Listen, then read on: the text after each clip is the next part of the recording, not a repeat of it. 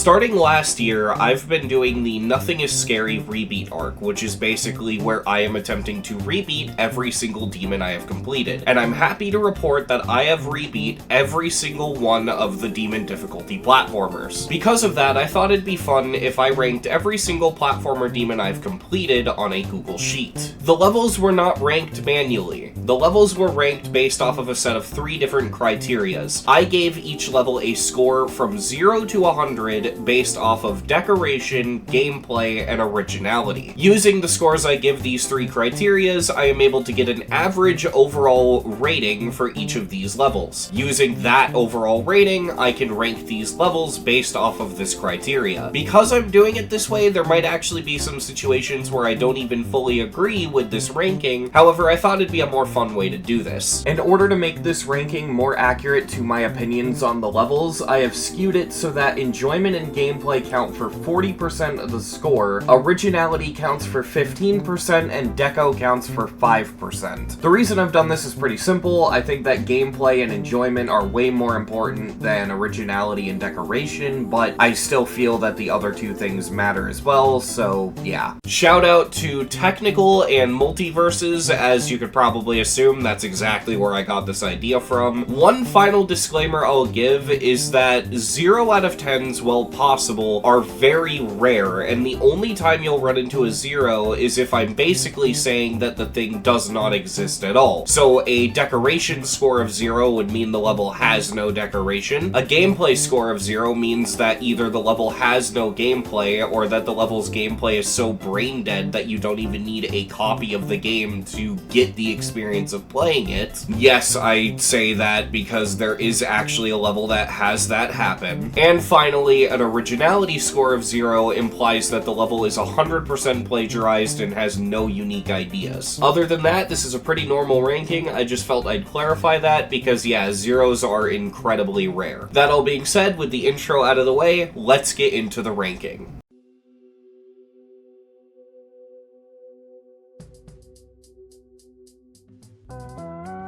So, to start the ranking, the worst platformer I've ever completed. What could that possibly be? It'd have to be something that barely even qualifies as a level, right? It'd have to be something that is so not worth playing. Not a single redeemable thing about it, just fucking mundane, boring, mashing buttons you'd rather be staring at a wall. And I think it's with that sentiment that I present to you the worst platformer in Geometry Dash that I have personally completed, Difficulty Clicker. Difficulty Clicker's just bad. I don't know what else to say about it. It's just bad. It's really bad. This level is a clicker level. You're familiar with clickers, games like Cookie Clicker, right? Where you just have to farm stats by clicking on something, and you usually get upgrades to make that task easier, like things that click for you, and things that make your clicks worth more points, and stuff like that. This level is one of those, except take that concept and make it take fucking forever to upgrade anything,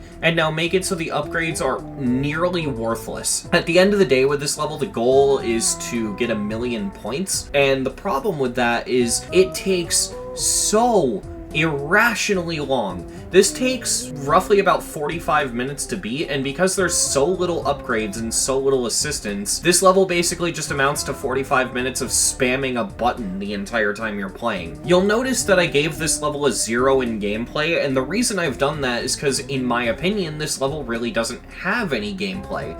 You could get the exact same experience you could from this level from looking at my footage that I'm showing in the background during this segment and mashing the A button on your controller. Unironically, look at this footage and start mashing A on your controller, you're playing Difficulty Clicker. And that's what makes this level so awful, is it's just nothing. It is 45 minutes of just wasting your fucking time. If I didn't beat this on stream, I probably would have actually gone insane. I don't know, but the thing that really tipped me over the edge for how dogshit this level was its coin. And you might think, oh, coins don't matter, you could just choose to not go for them. Well, the problem with that is I chose not to go for the coin, and I still think the coin makes the level worse than it already is. Really think about this. In order to beat this level, it takes about 45 minutes. Meaning, it takes 45 minutes to get 1,000,000 points. How many points do you need to get the coin? 20 million.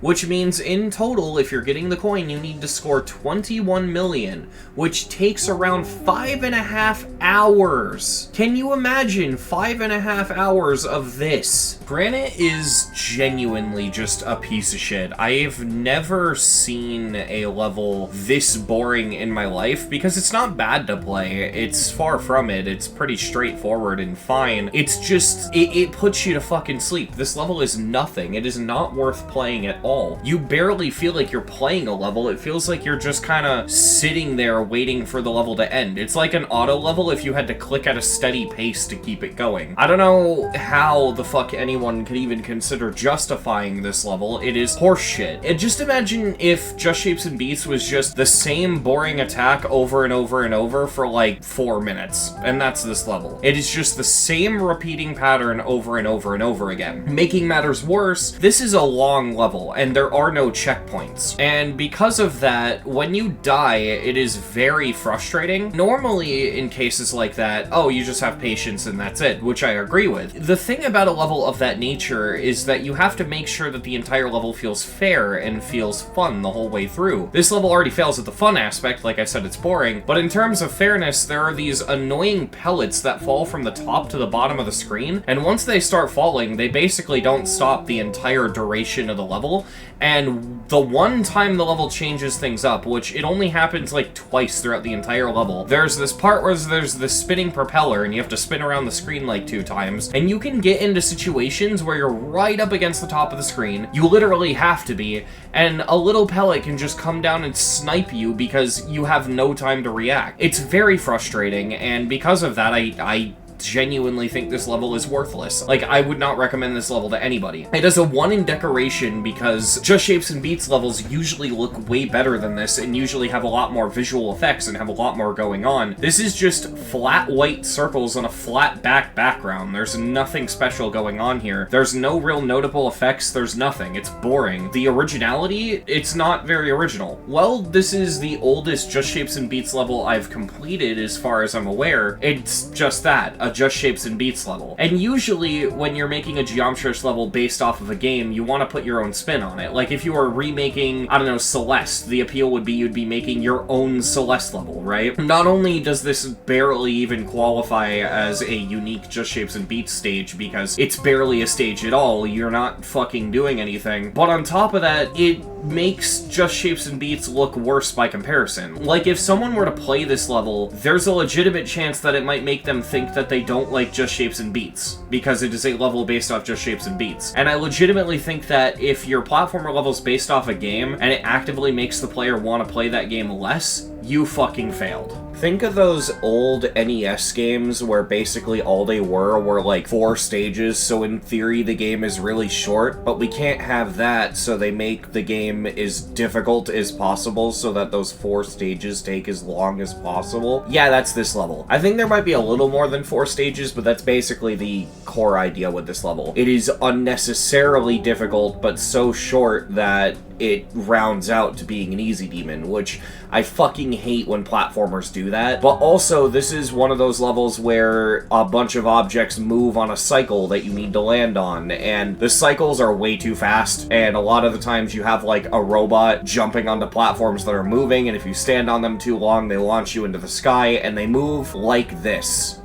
Why would you do that? This is fucking disgusting. When it comes to the deco, I don't have that much constructive to say. It's just really fucking ugly. Like, the color choices are really, really bad, and the weird pixelation makes it just very hard to look at. It's not a very appealing level visually. And it's not even that original, because when you break it down, it's just a shitty Room Needle level, which are a dime a dozen. So, yeah, not anything special. Not worth playing. Oh boy. Okay, this is a fun one to talk about. So, take the Devourer of Gods from Terraria Calamity mod, make it so you don't attack it and it's just a GD boss fight, so all you're doing is dodging attacks, so it's not so much a boss fight, it's just dodging moving obstacles. And now make it so that you are in a confined space for the Devourer of Gods fight, with no armor. I want to say something, but before I can say that, I have to explain what this level actually feels like for this to make sense. So the thing is, because you can't attack the boss and instead his health bar just drains naturally over time, and because you really don't do anything other than dodging attacks, and because there is no randomization, it's just advanced follow and a scripted series of attacks in a very specific order, this just feels like a fucking classic. Like, yes, you have the free movement of platformer, but progression-wise, this just feels like a classic. But with that in mind, and the reason I explain this is now that I say that this plays like a classic, I must also say that this level's hardest section is the ending, which is fucking infuriating, because unlike classics, you have a health bar, and you need to preserve that health bar so you can take as many hits during the last section as possible, because it is fucking difficult.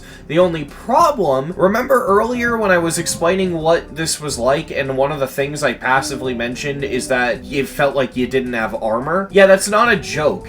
Getting attacked by the boss in this can take a quarter, if not half of your health bar in one fucking hit. In a lot of cases, it's 4 hits and you're dead.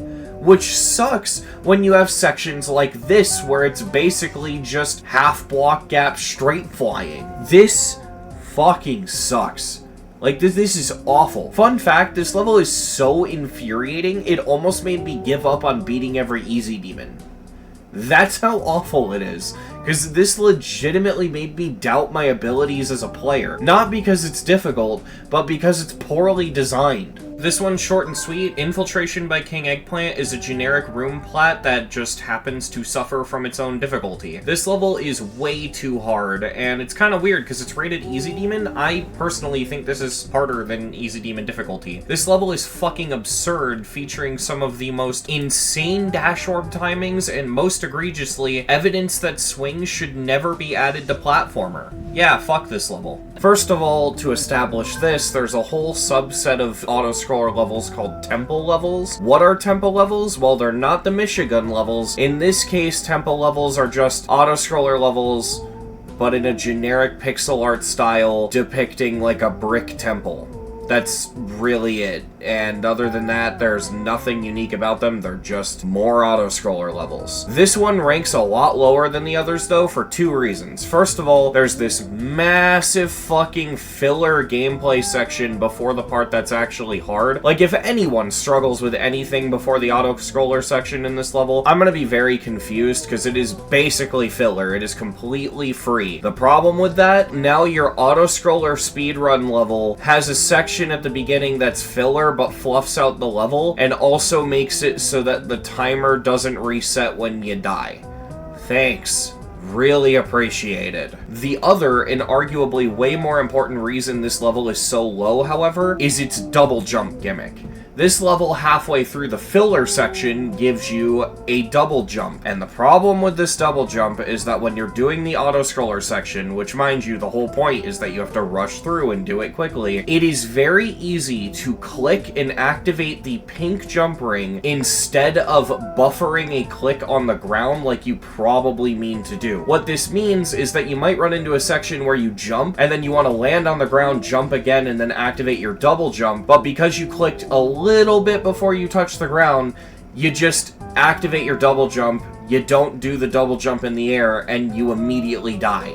It makes you feel like a fucking idiot, but it's not your fault. The level is legitimately just that poorly designed. Why would you introduce a double jump gimmick that removes buffer clicks and then encourage the player to do buffer clicks? That is fucking horrible design. The Golem Temple is a pretty big meme within my community because, well, it's the Golem Temple. Now, if you haven't seen this level, this is the level where a majority of your time is either spent skipping the level through the dash mechanic, or, if you don't feel like dying over and over until that works, waiting for like 3 minutes for your health bar to fill up, to the point where it ends up being an 11-minute completion that mostly consists of this. If you couldn't guess looking at that, this is a incredibly boring level, and that's why it is down here. The only nice thing I can really say about it is is, well, the gameplay score is higher on this than it was in Granted. It has a 4 instead of a 1, which 4 out of 100 is still a 0 out of 10, but it is higher. And if you're wondering why, it's because the actual fight with Golem at the end is kind of fun. It's a little bullshit, but it's alright. I have been told that if you were to fight Golem in the actual game that this is based off of, which I should mention out of the gate, I'm not very familiar with Terraria, which is going to affect this video in very weird ways, you would be surprised. But as of recording this, I just decided to go watch a video talking about the Golem fight and how it works, and yeah, it's one of the easiest fights in Terraria, apparently, or at least a contender for one of the easiest fights in Terraria. And that's hilarious, because this level made Golem kind of hard, but like to a point where it feels kind of bullshit, because the entire time you're kind of thinking, huh, I wish I could just fly, because like the way you fight him in Terraria is not the way you fight him in this level, and it's super weird. This temple does not feel good to walk through. It's very frustrating, and it's one of those things where you walk like 5 steps, you take a shit ton of damage because of traps, and then you stand there and heal for like a minute and a half. So this level is literally walk forward, check your Twitter feed. Walk forward, check your Twitter feed.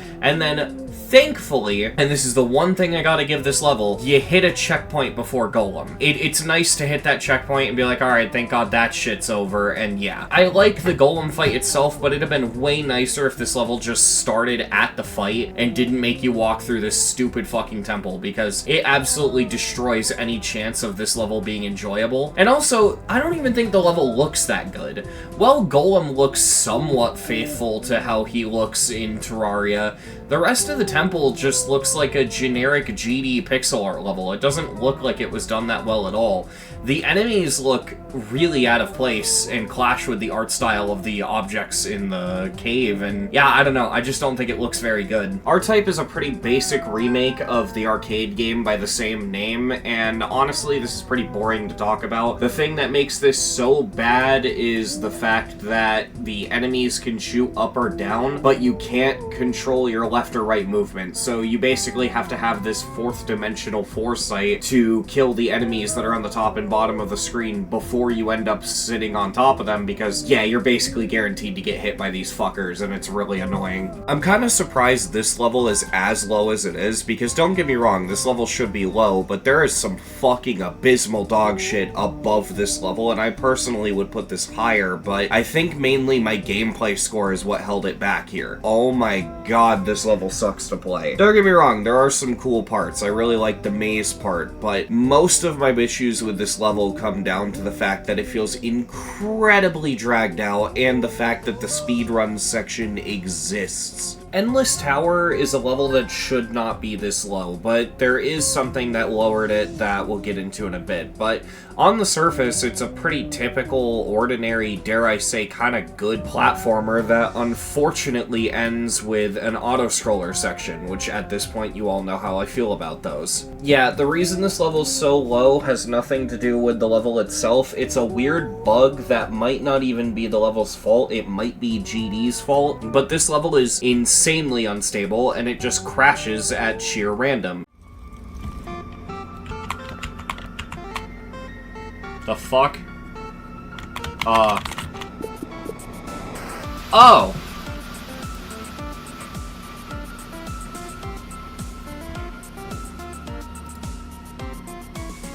Yeah, the game crashed.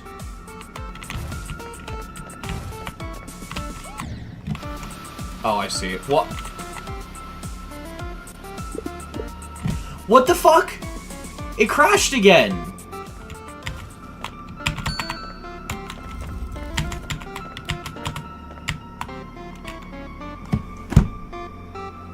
Is this just what we're gonna do now? I kinda can't play the game if this is gonna keep happening.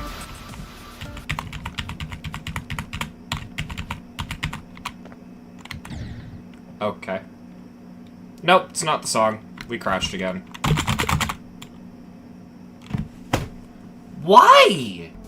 Because if on that side I have to go up immediately, then I might as well go this way. Oh, there it goes. It crashed. So what's wrong with this level to keep crashing my game? Who knows, this could have been fixed by the time this video comes out. I don't know, but I'm ranking these based off how they were when I beat them, and yeah, this level barely works because the whole game just becomes unstable and the whole game will just crash, and it's at random points, it's unpredictable, I don't know why it happens. Oddly, I had to play specifically on Windows without Geode installed to get it to work, and even then it still crashed. It just made the crashes slightly less frequent, so I don't fucking know. This is weird. Swap Block Star Road is inspired by Super Mario Galaxy as far as I can tell, and this level on paper is not a bad idea. It's a really cool idea to center a platformer around pressing one input to swap the blocks and the other to jump. You're actually gonna see this gimmick pop up quite a bit in this ranking, as this is a very overdone gimmick that a lot of platformers do, and the problem with it, especially in this level, is that it can overcomplicate what should be very basic platforming, and the only thing that does is result in a very frustrating experience. To demonstrate why, it really does come down to the controls, but it's kind of hard to explain bad controls in a video like this. So what I'm gonna do is I'm gonna play you a chunk of audio from this completion, and I just want you to focus on my clicks and note how basically every single click is a double click.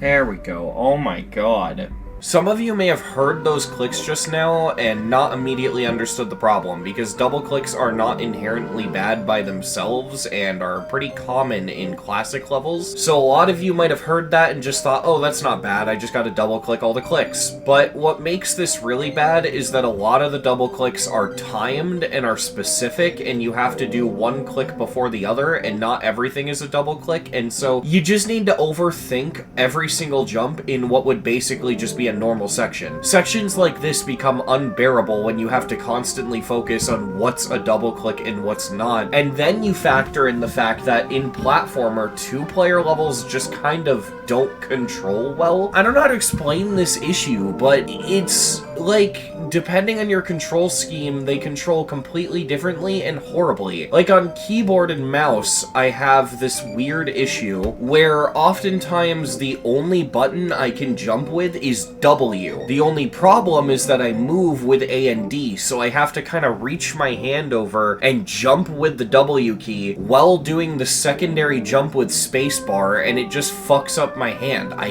hate it. Meanwhile, when I play on controller, I have this very strange issue where if I press player 1 and player 2 jump at the exact same time, one of the inputs consistently voids and doesn't do anything. So I have to kind of press 1, let it go, and then press the other one really quickly, or else I can't do it. So I'm handicapped no matter which control scheme I use, and this is why if I find out that a platformer is two-player, I kind of dread it automatically. Some are better than others, but this is an example of why it can be such a problem. What makes this one so much worse than any other swap block level or two-player level, though, is that even if you fixed all those problems, which I don't really know how you would, it's kinda just a boring level. Like, when you strip away all those issues, a lot of this gameplay is very, very, very, very, very, very, very fucking bare bones. And if the level had no issues, not only would it be boring, but it would be easy. You would breeze through this with no effort. It would definitely not be a demon. It's funny because all of this level's difficulty comes from the bad controls. Like, if this level controlled well and all of the platformer two-player control issues were somehow fixed, this level's gameplay would probably be like a 39 at best, but with the control problems and the technical difficulties, it bumps it down this much because it's just not fun. You just end up wishing you were playing a different platformer. Another case of a level that is extremely short but has its playtime fluffed out by the insane fucking difficulty. Yeah, you wouldn't know it looking at this, but this is some of the most finicky and bullshit gameplay you can imagine. It is really bad. Adding to that problem, let's play a game. It's called Where is the Player on Screen Right Now?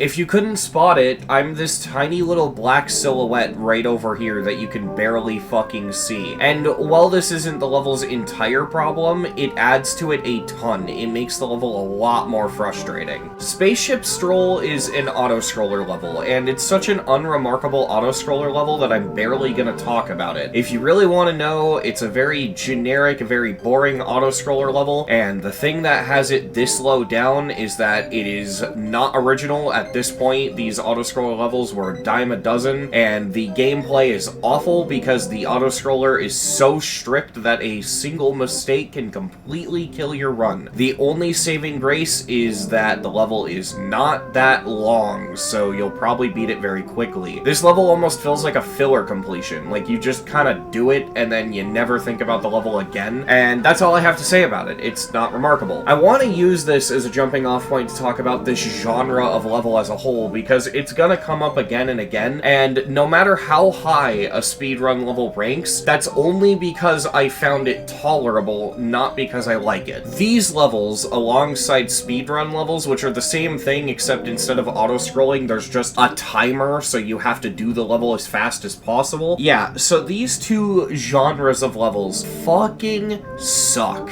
because I think that speedrunning levels is a cool, novel thing, but when you're forced to do it just to complete the level, it's unnecessarily stressful, annoying, and oftentimes kills any enjoyability your level could have had. It's a very lazy way of making a level difficult, because if you remove the timer or the auto-scroll, oftentimes what you get is like a fucking foremoon, and instead it ends up being like the most annoying shit ever because the timer wasn't thought out at all. The reason I go on this tangent and I talk about why this genre of level is inherently bad by default is because we're going to be seeing a lot of this. So many fucking rated platformers are just auto-scroller and speedrun levels. Even levels where that isn't the central gimmick will just randomly throw an auto-scroller or speedrun section at you for no fucking reason. It is annoying. This level I could actually understand how someone would enjoy this, and I don't even necessarily think it's poorly made, it's just not for me, and to explain why it's not for me, the two categories this level primarily falls into are auto-scroller and tower, which means I was basically destined to give this a 1 in gameplay. But that being said, there's a lot of really cool and original ideas here, and I could totally understand how someone would enjoy this. There is actually a part that I do like, and it's the ball part. The ball part's kind of fun to pull off, but other than that, yeah, this level pisses me off. Okay, so there's gonna be a bunch of levels like this, but Dungeon Run is one of many of the temple speedrun levels. Think Sewer Temple, but you have a timer instead of it being an auto-scroller, and yeah, there's a bunch of these. This is probably the worst of them because it's extremely long and the gameplay is very finicky, so it just makes it really annoying to learn. I've mentioned this before, but my least favorite kind of level is a level that I dislike but also think is good, because I hate not being able to explain why I dislike it. And this level is that. I just don't like playing it. I think it's not fun, and on stream it took me so fucking long to do the last checkpoint, and I don't know, it just pisses me off, but I simultaneously do also think this level is well made. I don't know. At least this level spawned one of my favorite stream clips. Drift or Die is a level that I really want to dedicate an entire video to because it's so bad, but in such an interesting way. I'd love to do like a spoof of the Angry Video Game Nerd and review this as if it was like a bad NES game that the AVGN was reviewing. That's something I really want to do, and look forward to that video potentially existing in the future. For now though, I'll just say that this level is a overly strict speedrun auto-scroller level that's very poorly designed. Shout out to the fact that this level places checkpoints all over the level in practice mode, but is actually checkpointless if you play it in normal mode.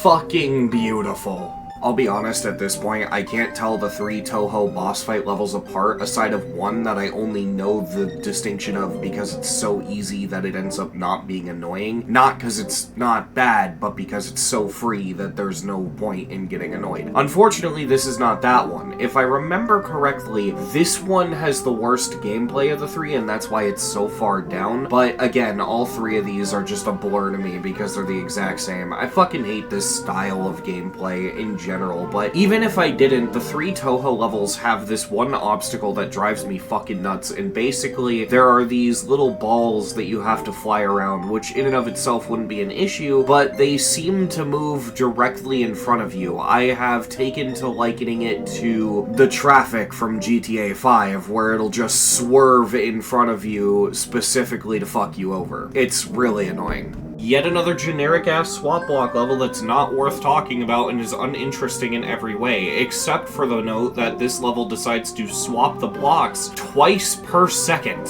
For the longest time, I thought the part where the lava was rising and you were climbing up the screen was based off of the section beforehand, meaning that the sooner you enter the part, the more time you have to go up. In other words, the later you go in, the more difficult it's gonna be, which is why it was so bullshit. Turns out I was wrong, and it just always is that bullshit and that difficult. This level is such a ramp in difficulty, it's not even funny, because most of the level, well yeah, being a speedrun level and those are already not very fun, the insane difficulty spike at the 3rd checkpoint is just fucking ridiculous. I don't understand how you can release this level and think it's fun, unless you release this level by just making a level that's way too fucking easy for you, steamrolling it in one attempt, and then immediately releasing it, because it feels like there's literally no playtesting, and anyone who's low down in skill range will suffer playing this. That being said, I do gotta at least give this level credit where credit is due. If the gameplay was good, because it can't really take advantage of this, but if the gameplay was good, I do think the decoration and atmosphere are pretty decent, and I feel like they would do a pretty good job at making the player pretty nervous. It's just a shame that the gameplay's so bad that you don't even really get to enjoy that atmosphere, but looking back at this level through footage, I do think that's something I gotta give this level a little credit for, is I do just like how it builds the environment. Minigame Mayhem might actually be the most boring minigame level I have ever played. The level is a combination of 6 different minigames, although all of the minigames are basically just remakes or variations of the games Sudoku and Lights Out. Yeah, you know Lights Out, that annoying as fuck game made by Tiger where if you press one light, a bunch of lights around it also light up and you have to like light up the whole board. The one that nobody likes playing? Yeah,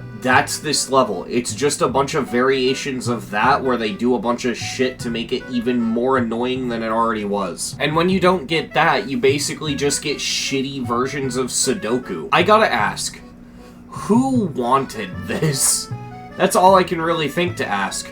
Who the fuck asked for this? So this is the first of many levels where I don't have much to say about what specifically makes this one bad, although there is one major thing. There's a million levels like this, and I'll mention it when we come across them, but there's this whole set of levels where if you press left, one thing happens, and if you press right, the other thing happens. So you need to juggle what the buttons are doing with your movement, and it's weird. It was kind of novel when Shift Leaf Temple did it, but every level that's done it since has gotten progressively worse, and this is one of them. Now, admittedly, this level is not as bad as I thought it was when I originally completed it, but it is just tedious and not fun. I don't like it. What absolutely kills it for me is everything up to the final room is at least alright, it's moderately okay, but then the final room has the audacity to be this auto-scrolling section, and admittedly, to give it some credit, the auto-scroll portion of the auto-scrolling mechanic is so lenient that you basically don't have to pay attention to it. As long as you just keep going at a relatively slow pace, you'll be fine. But what is annoying is due to being an auto-scroll section, it's a really long section. And so you have to do a shit ton of gameplay without dying, and with this mechanic, that is kind of annoying. I think the level should have stuck to what it was before the final room and had been a room level, where it was short bursts of gameplay between checkpoints, because that's the only real way a mechanic like this can not be annoying, is if there's a shit ton of checkpoints between gameplay. This level has 2 major problems, realistically, that hold the entire level down. The first is the lack of checkpoints. I found out during my completion attempt there is one singular checkpoint towards the end, but I mean, it doesn't really do much, because yeah, it makes the ending significantly easier, because you get a checkpoint, but it's so far into the level that it does nothing to help you get to that that checkpoint, and that is still incredibly taxing. If you see all of these pink squares, those are spike hitboxes. And I don't mean that they have a spike inside of them, I mean like they have a red hitbox in the shape of a blue hitbox for a block. So these are incredibly tight. It is awful. If one of these problems existed without the other, it would be fine. Like, the lack of checkpoints would be fine without the incredibly tight gaps, and the incredibly tight gaps wouldn't be an issue without the lack of checkpoints, but both of these issues combine to make this level really fucking frustrating. This level's entire gimmick is that you can touch these blocks to make them move as if they were kind of like in water, and you can also bounce off them. Unfortunately, the physics of this custom gimmick are so fucked up that playing this level feels like the equivalent of bashing your head against a board of nails, hoping to get the nails out of the board of wood. It's just not good. Don't play this one. If this list was ranked off my personal list of worst to best and not this overall rating system, this would actually probably be like at the bottom. This level fucking sucks. Imagine a level where you spend an hour straight just looking through books and translating them. This level is about as interesting as if you were forced to use Google Translate for an hour straight. Now, I find this stupid, especially considering that you don't even have to translate them correctly. Translating the books correctly is just for a coin. So really, this is the equivalent of going into a book and just fucking scribbling all over the place, and that's how you beat it. But of course, after an hour of just scribbling in books, you get the most generic Catalysm boss fight ever. Yeah, fuck this level. This is just another run-of-the-mill room needle level. I don't get why it's this low, but realistically, I guess it's just low because of how low the gameplay and originality score is, which makes sense. This level is admittedly not that fun to play, and it's just a room needle level, which are a dime a dozen, so of course, the originality is not that great. So I guess just by proxy, it doesn't really do that much special, but also this level's kinda harmless. I do think it's fucking annoying to play, though. You have 86 seconds. This is a level where your goal is to move in specific directions using the arrow keys, which doesn't sound too bad until you realize this level is an auto-scroller and each movement is an individual press, so playing this level looks a lot like this.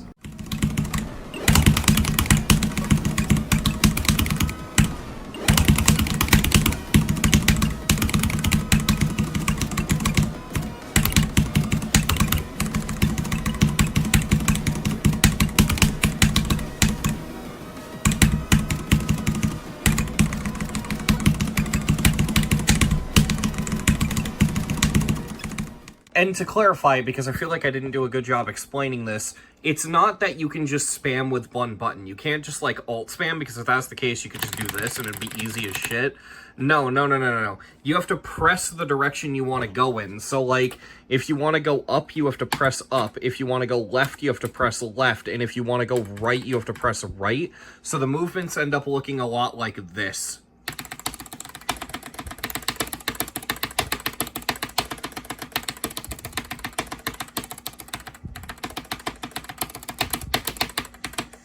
And it's awful. It destroys your fucking hand because you're just doing this for an ungodly long amount of time. To top it all off, if you don't go fast enough, you don't immediately die, but you do get fucking soft-locked by the checkpoints because you'll hit a checkpoint while not having enough time to continue, which is great. And instead of the creator fixing this soft lock, they updated the level to add a message at the beginning saying that you're bad if you soft-locked. Which is especially funny because it's at the beginning and not the end, which really just feels like the creator preemptively going, if there's any problems with this level, it's your fault, not mine, dickhead. It's legitimately infuriating, and I do gotta say, this level is carried by its deco and originality score, because in reality, I think this is probably the worst rated platformer level. It's gotta either be this or Automathorium, which Automathorium isn't ranked on this because I haven't beaten it. This one's placement is very funny because its placement is this low mainly because of the decoration and originality. The gameplay really isn't that horrible with this one. We'll talk about the gameplay first and just get it out of the way. It is a very generic tower Jump King-esque level, and the thing is, the gameplay is bad, but it's not that bad because after a practice run, it's very doable because it feels like the level actually does give checkpoints at a reasonable rate. And if you beat this with the mentality of just beating it for fun and you weren't demon grinding like I've been doing, you could actually probably get some enjoyment out of this. So it's not the worst gameplay I've ever seen, but I'm still not a fan of it. The thing that has its score so low is, firstly, this is one of the ugliest pixel art style levels I have ever seen. Jesus Christ, does this look bad. The platforms are so fucking tiny, and when you finally squint to get a good look at them, they are so fucking ugly. This level looks disgusting. As for the originality, very simple, very easy to explain. It's an overdone type of level. It's just a Jump King tower level, and there really isn't that much special about it. It doesn't do anything new. But I just can't get over how fucking ugly this level is. It is so awful to look at. It is kind of funny, to be honest. This level is a really good example as to why I set this to weigh gameplay and enjoyment to be more important than decoration and originality, because this level is fucking gorgeous. It looks beautiful, and in terms of Jump King levels, this is the most original one I have ever seen. It is really good, and it makes it very obvious to me this level was created by the creator of Throw to the World. However, you probably noticed, looking at my scores, that this level got a enjoyment of 2 and a gameplay score of 1. That is because I hate Jump King levels. I think they play like garbage, and this level is no exception. Now, this is definitely the best Jump King level I've ever played, and I can definitely say that I have played worse Jump King levels, but that's not really saying much. I just don't think Jump King levels are very fun. It's like a shittier version of Getting Over It with Bennett Foddy. And generally, I don't mind if I die in a game and I get set back, but if I lose, like, 10 minutes of progress, then it hurts a lot. And this level, if you fail, you get sent back a ton. When I beat this on stream, I originally thought I wasn't going to be able to do it, and I only realized that I could when I pulled up a video after crashing out and realizing the level has checkpoints. But you have to pass so much level before you even get to one checkpoint. It is insane. And most of my complaints are before the first checkpoint. So while this level looks amazing, and for a Jump King level, it's really original, the gameplay is, I mean, it's a Jump King level. No matter what, I'm gonna think it's shit.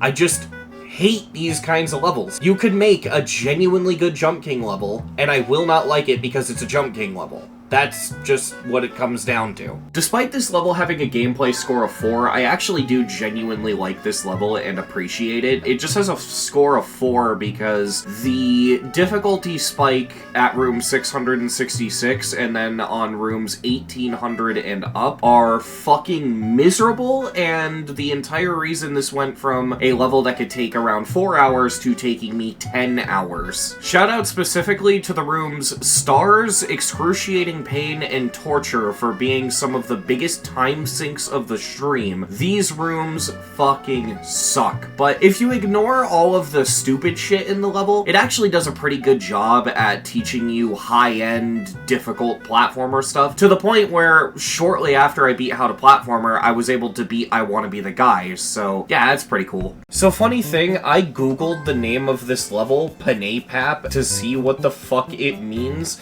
and the Google AI overview told me, oh, this doesn't seem to mean anything, but it is a Geometry Dash level, so I guess Spectro's making platformer levels now. Cool. The top non-AI result was the Wikipedia page for Pen Pineapple Apple Pen. Fucking beautiful. This level's a lot like being in high school and having to do homework. Yeah, there's nothing technically wrong with it, but it's tedious, boring, and frustrating, and you really wish you didn't have to do it. This level's a rare case where it doesn't doesn't actually do anything explicitly wrong, it's just generally frustrating. Although I will say, the fact that you can miss the item that you need to collect to end the level on the end screen is kind of stupid. A very slow-paced, very tedious, very infuriating swap block level that overuses triple spikes and has the worst sound design known to man.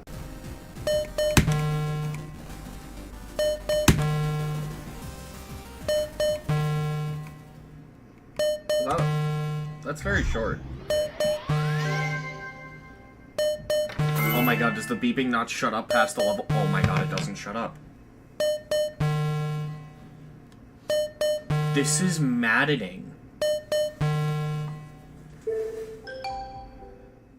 Not much to say about this, as this is pretty much the exact same situation as Owen Was Her. You can just reference back to that review and hear what I had to say there to understand how I feel about this level, but the reason this is higher is literally just because it came out before Owen Was Her, which means it got a slightly higher originality score, and also it plays slightly less shit, but it still plays like shit, so yeah. I don't have much more to say about this one, so I'm gonna keep this one brief. It is a really cool looking boss fight level with some unfortunately dog shit gameplay. This one does rank a little bit higher though, because at least this level actually has checkpoints, but this level does commit the cardinal sin of being a platformer that forces you to go into practice mode instead of learning the level through natural platformer game progression, which is just something I kinda hate. This level is very harmless, very frustrating, but also has a really cool and original gimmick, and it makes me wish that it was executed better, because it's not a bad idea. Very simple idea. What if the jetpack had a limited amount of fuel and it drained as you held? It's a cool idea, but unfortunately the jetpack just doesn't have enough fuel for this to feel very good, because it basically just ends up feeling like a jump indicator level, and you just kind of click when there's jump indicators. When I beat this on stream, I still fucking hated it, but the one thing I did that made it a little bit more fun was I actively tried to ignore the jump indicators and took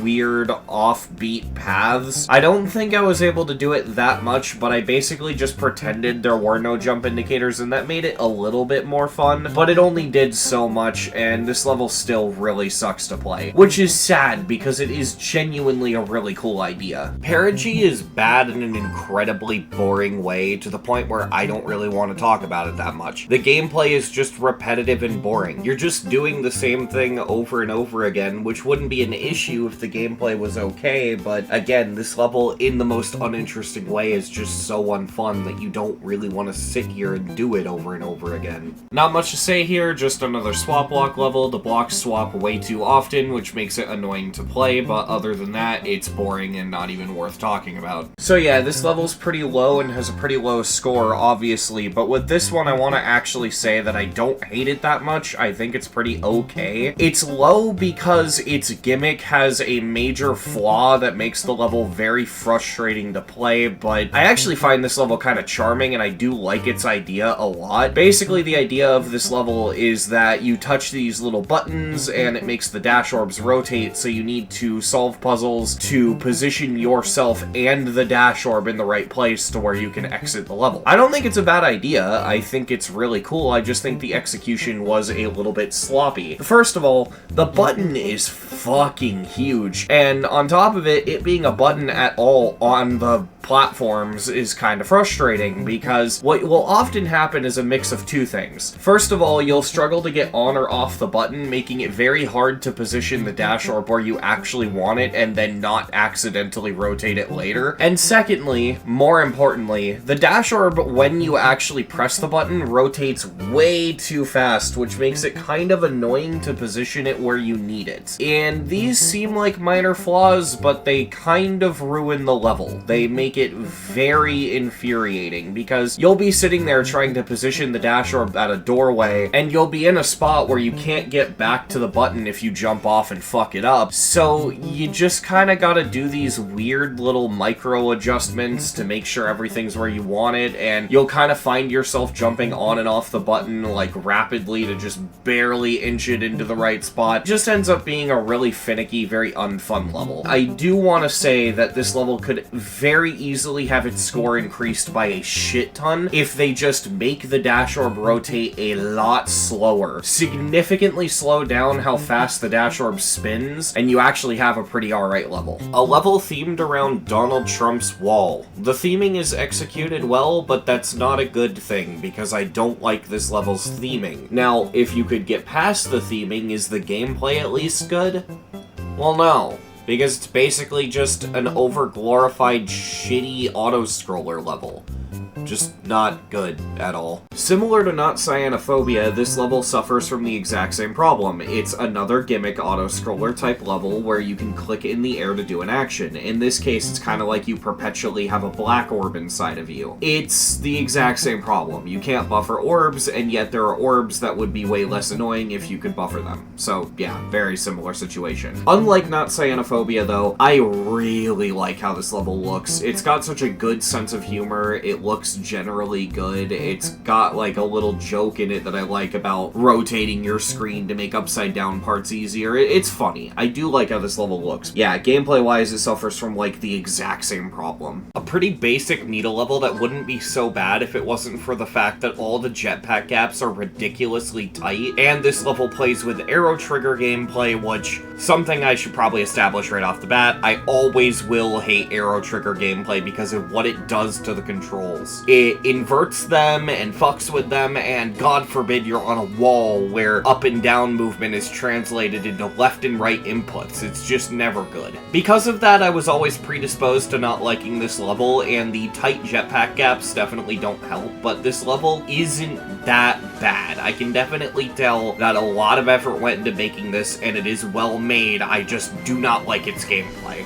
Puzzle levels like this will always be limited in their scope because, while you could build the best puzzle gameplay imaginable, you'll always have that nagging thought the moment you struggle of, I could just look up a fucking YouTube video, and this level suffers from that so much more than any other level. Combine that with the fact that this level has some horrible controls, not necessarily the level's fault, that's more a GD thing. Two-player platformers really just don't control very well, but it's a contributing factor nonetheless, and this is the kind of level that you play it for 5 minutes and you already know that this is a level you just kind of don't want to play. A Jump King level where every single jump is a slope jump and an orb jump coming off of the poor slope physics. This takes a really long time to explain, so I'm not going to properly explain it here, but just know that the slope physics can make orb jumps more annoying, and you feel that with this level significantly. So bad physics, and it's a Jump King level. Of course I don't like this level, there's really nothing else I need to say.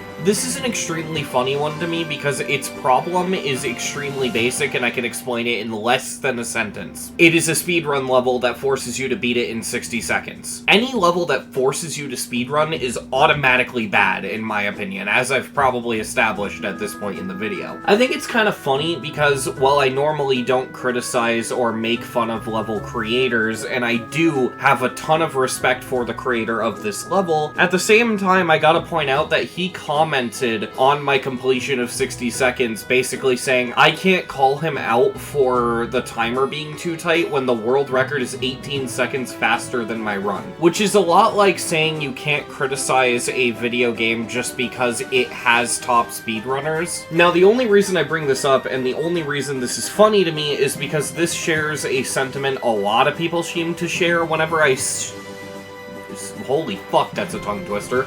This comment seems to share a common sentiment that a lot of people have expressed in the comment section of the completion. The sentiment basically boiling down to, the timer's not that tight, why are you complaining that the timer's so tight? But the problem I have isn't that the timer is too tight, my problem is that there's a timer at all. The only way you can make a speedrun level work, and this is something some speedrun levels have done to end up being good, is to make the speedrun timer ridiculously lenient.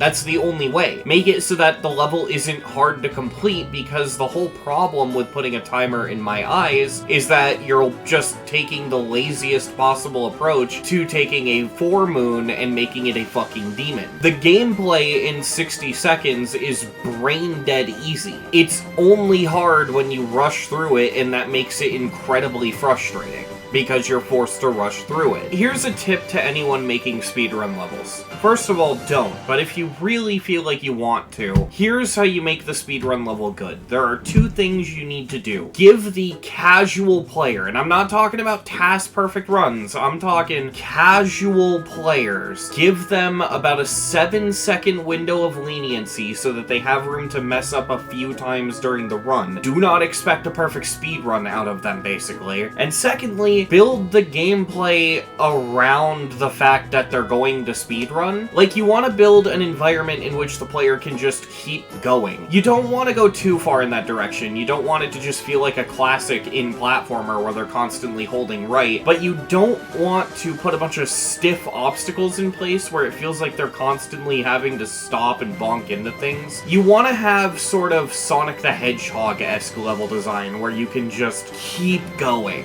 Unfortunately, a majority of these speedrun levels, this one included, doesn't do that, and so you end up with this incredibly stiff gameplay that just ends up being more frustrating because there's an arbitrary time limit added. For the first time ever, I am so dumbfounded by a level that I don't know how to critique it. And what I mean by dumbfounded in this case is I don't even know what the level is. I can say what you do in this level. You explore this building, and you have to move around and try to figure out how to get through it, but I don't think I ever properly experienced this level. I don't know what this level is. All I know is that this is one of those levels where you look at a video guide that tells you how to beat it, and then you copy exactly what the guide does. I am very confused by this level. I have no idea what it is. I did not enjoy playing it. I don't know. This level leaves me at a loss of words. It's very weird. Ordinarily, this would be a pretty normal level, and I wouldn't have that much to say about it. However, I do have to point out that the reason this level is so low is because this level has a gimmick where it lets you take skips, but proceeds to punish you for those skips by buffing the level. Now, believe it or not, I actually really like this idea, and it seems really cool to me on paper. The problem is that it was executed so poorly that I did not realize this was happening until I was already 3/4 of the way into the level on stream. I had 2 options at that point. I could restart to make the level easier, which would have meant that everything I had done beforehand was a waste of time, or I could just power through it with the level being significantly harder than it needed to be. Neither was a good option, but I chose the latter, and yeah, this was not fun at all. This could have been a legitimately good platformer level, but unfortunately it was ruined because of the jetpack sections at the end. These are so much harder than the rest of the level, and even if they weren't, the gameplay in them just kind of fucking sucks. Why these parts are here, I have no idea, but they absolutely ruin the level and make it awful. It's weird to say, but this level was kind of ruined by the fact that it got rated, because this level is a technically impressive level. It is a 3D platformer made within Geometry Dash. However, its rate makes people play it for stats, and that's a problem when the technical limitations of the level kind of make it suck to play despite how impressive it is. Now, what I'm about to say sounds ridiculous considering I gave it a Deco score of 100, but the level looks like shit. And it's got a Deco score of 100 because, I mean, come on, it's a fucking 3D platformer within GD. That is insanely impressive. It doesn't look like shit for a GD level, it looks like shit for the standards of a 3D platformer. It is super pixelated, the render distance is like -4. It is really fucking hard to tell what you're supposed to do in this level or where you're supposed to go. It is so bad that when I originally beat this, I missed the last jump several times just for the simple reason alone of I couldn't tell where the end screen was, and I couldn't gauge how far I needed to jump, so I kept jumping too early and just not making it. It is really awful how the visuals kind of hinder this level's gameplay, but at the same time, this level is doing something that really hasn't been done that much. There are a couple other levels that have attempted this, like 3 Dash, for example, but it's so rare, and it is clearly extremely impressive. Keep this one short and sweet. This would be a pretty good Needle level if it wasn't for the fact that the level gives you so few checkpoints. This level has Dark Souls levels of runbacks. It is really stupid. Over the Moon is a Jump King level, which means I already think it's one of the worst playing platformers in the game because I fucking hate Jump King levels. But the cherry on top of the shit sundae with this level is the awful wind mechanic towards the end of the level. Just what a Jump King level needs, an annoying-ass wind mechanic. Great. I don't even know where to begin with this. Okay, you see the level, it's on screen. This level's gimmick is that you're playing on a level where the entire level itself is constantly rotating. All I really gotta say, I guess, is just imagine literally every fucking flaw ever that could come from that idea, and the level has it. An interesting little gimmick level where you use a magnet to traverse the level. I had an irrationally hard time with this, which is why the gameplay score is so low. I really didn't enjoy this. I found it very frustrating.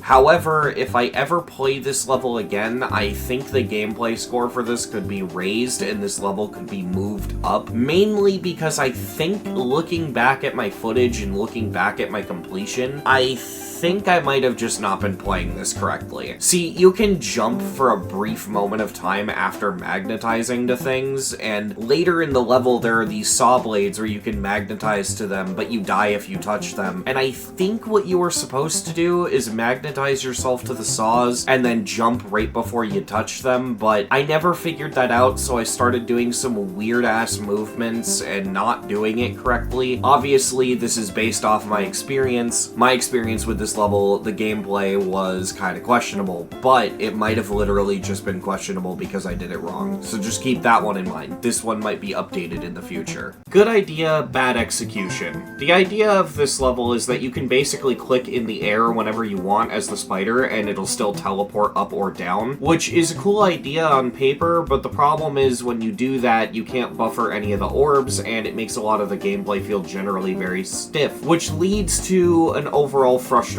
experience. I do gotta give this level credit though, because it is a ridiculously good idea. This level's controls are an absolute clusterfuck and that's why it's so low. The gameplay isn't necessarily that bad, but this level just shows exactly why we need custom keybinds in GD. This level is in 2-player mode and the complications that results in are kind of insane. I have to actually do like a hands-on show of what's wrong with this because it is so overly complex in how bad it is that I just need to show you. There's no way I can just describe it. Alright, so going into the level, and for reference, I play with swap 2-player controls, but that doesn't really change anything from my experience.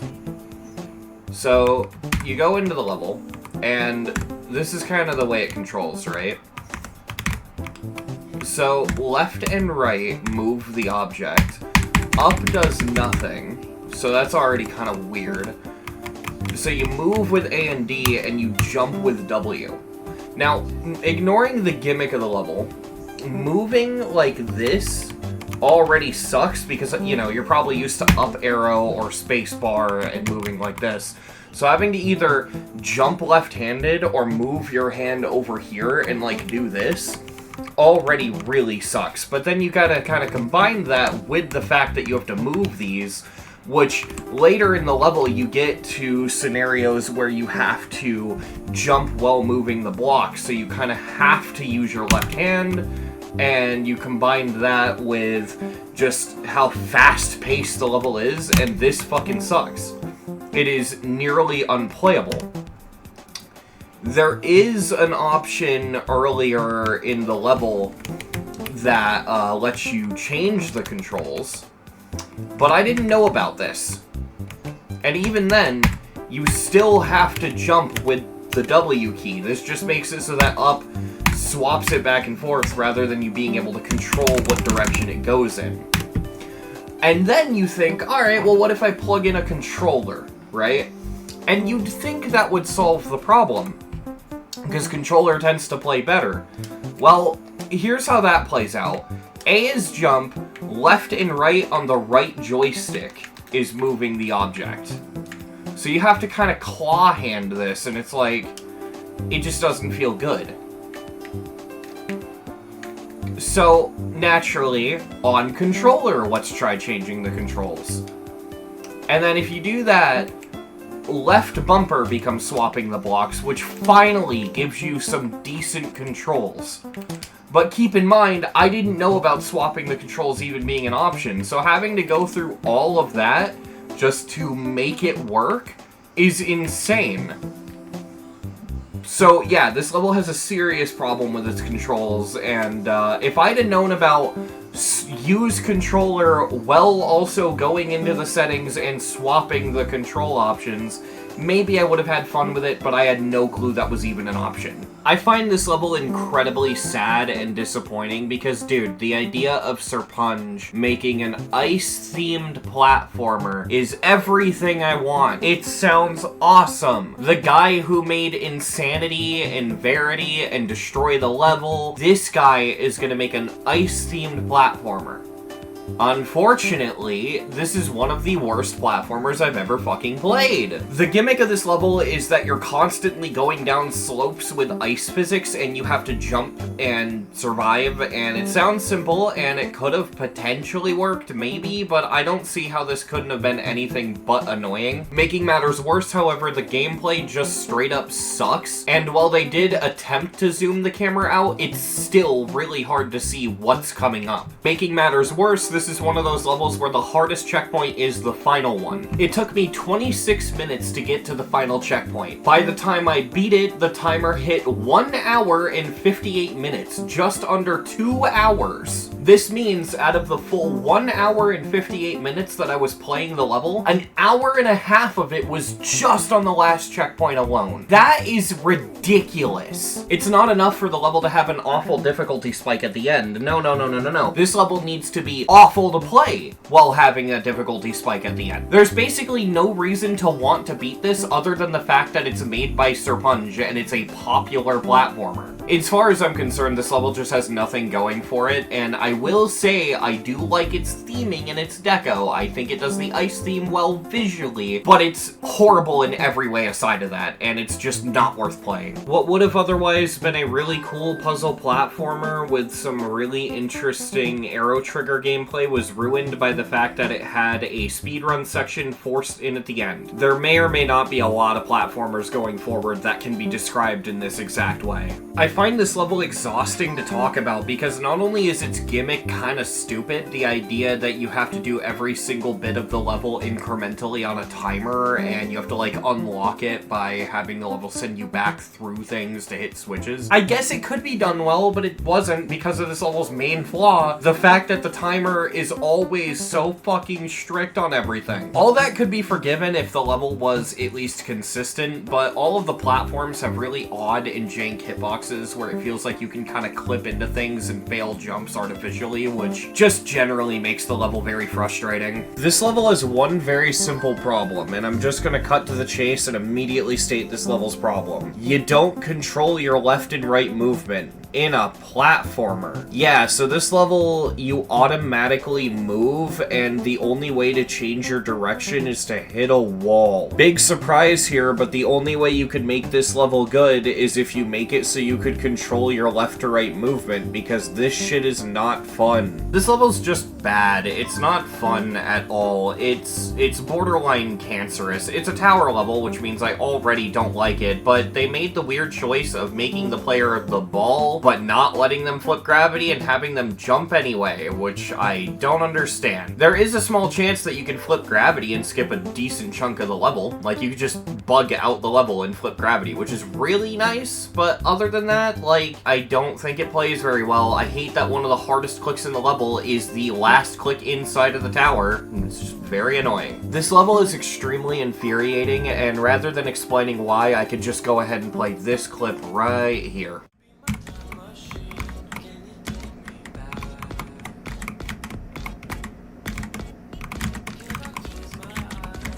God, this looks ugly as shit, though. I can't tell what isn't passable, because, like, you're telling me this barely visible gray deco object is solid, but this solid-looking wall isn't? Gross. Dude, straight up, I'm playing on the background. That is a background object. This is not intuitive at all.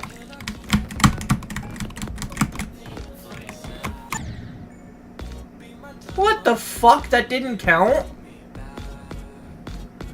Oh my god, dude. Another example of a level that is ungodly short but overcompensates for that by having the few rooms that do exist be ridiculously hard for no reason. So, yeah, not very fun. Okay, so this is low because I hate speedrun levels, and also I think this level looks like shit, but to be totally fair, this is probably one of the better speedrun levels. I don't really hate it, albeit the jumps feel really stiff in some parts, and it's a really fucking diabolical move to have fire bars that rotate on cycles in a speedrun level. That's really cringe. I have a lot to say about this one. This is a puzzle level, and I remember when I first beat it, I was initially very mad at it, but for a very unfair reason. I was mad because I didn't know how I was gonna edit down the footage because I was used to early 2.2 where you would just kind of splice each winning run for each checkpoint, which, yeah, that is not a good way to do this, but I think that's also, like, not an anger I would share now, because if I did something like beat this on stream, then I could just have the whole stream VOD and, you know, whatever. So my weird sort of unfair anger to this level is completely gone. This is a puzzle level, and I remember comparing it to Portal in aesthetics and in tone, and that isn't too far off. The level's very satisfying and the puzzles are pretty fun to try to solve. However, this has a lower gameplay score and does take a massive hit by the fact that this level is just very drawn out. It's one of those levels where you play it and you get farther and farther in, you're like, okay, when are we gonna get to the end here? Are we gonna get to the end soon? What are we doing? Can we end this, please? And it just drags, and it drags, and it drags. That's really this level's main problem, is just that it drags on and on and on, and it doesn't know when the fuck to end. We're getting pretty close to the 45 out of 100 range, which is where levels stop being outright bad and irredeemable, and most of the levels become they would be good if it wasn't for one thing, and that's definitely the best way I can sum this level up, is it would be good if it just didn't drag. And as a quick aside too, when it comes to puzzle levels, I tend to prefer when they're actually not demon difficulty and when they're a lot easier. When I think of good platformer levels, I think of like 0000, which is a mindfuck of a level, but what makes levels like that good is that you can't die, and all of the difficulty comes from the puzzle aspect of it. And I feel like when you make the level demon difficulty, deaths can be irrationally punishing, because it's always frustrating when you're almost at the end of solving a room in a puzzle level like this, and you're at like the last step of solving it, and right when you figure it out, you die, and you have to do the whole fucking puzzle over again. Like, that just sucks. This level is not that fun, but at least it is extremely cool. This is Destroy the Level by Sir Punj, and it has a very cool gimmick where basically you can dash orb slam to the ground, and whenever you do, it explodes and destroys the level. Basically, you have to use the explosion to grenade jump around the level, and there's also situations where you might have to create a hole to hide in so that obstacles don't hit you. The difficulty and restriction coming from the fact that you only have 3 explosions and you only get them back by hitting a checkpoint. It's a legitimately cool level, but unfortunately it can get a bit frustrating at times, especially towards the end. That's mainly why the gameplay score and the enjoyment are low, which obviously holds this back a ton because those are some of the most important things in the ranking, but they're low because it's frustrating, not because it's bad. It's just not a fun level, but it is extremely cool, so despite this being really low, I do like this level. More so than any other auto-scroller, this level really feels like it could have been just a classic, and it would have been better if it was a classic, because any moment where you can control your left and right movement and have to always makes the level worse, and there's several parts where you find areas where you can just sit and just stay there, and I genuinely think this level would have been better if it was a classic. Beyond that point, even if you treat it like a classic, it still sucks because it's basically just one of those shitty 2.0 boss fight levels. Granted, there are indicators, but they don't help that much, and you basically have to go into practice and overlearn this level the way you would a classic. It's really just not fun, it's tedious, and I just don't like it. This one's interesting because the level is actually pretty well made, but this level goes to show that platformers are way harder to make good than classics, because even if you do everything right, if the core gameplay of your platformer, even if it's just a jump or two, sucks, it can drop the enjoyment so much faster than it would with a classic. This level realistically has 3 flaws. First of all, it's in low gravity, which I just personally don't think low gravity gameplay feels very good in platformer. The level has no checkpoints, which is especially infuriating. I think that that is the one thing this level does that is its fault. But also, a lot of you might think, okay, we'll just use practice mode, and that's what I did. So you'd think that that also wouldn't be that big of an issue, and then you consider that the ending is the hardest part. See, these are flaws, but if these flaws happened with a classic, then it would just be, I don't like it because personal preference, but it's not that bad. But with this level, it makes it genuinely frustrating, and I had to sink hours into this level, which is frustrating because this level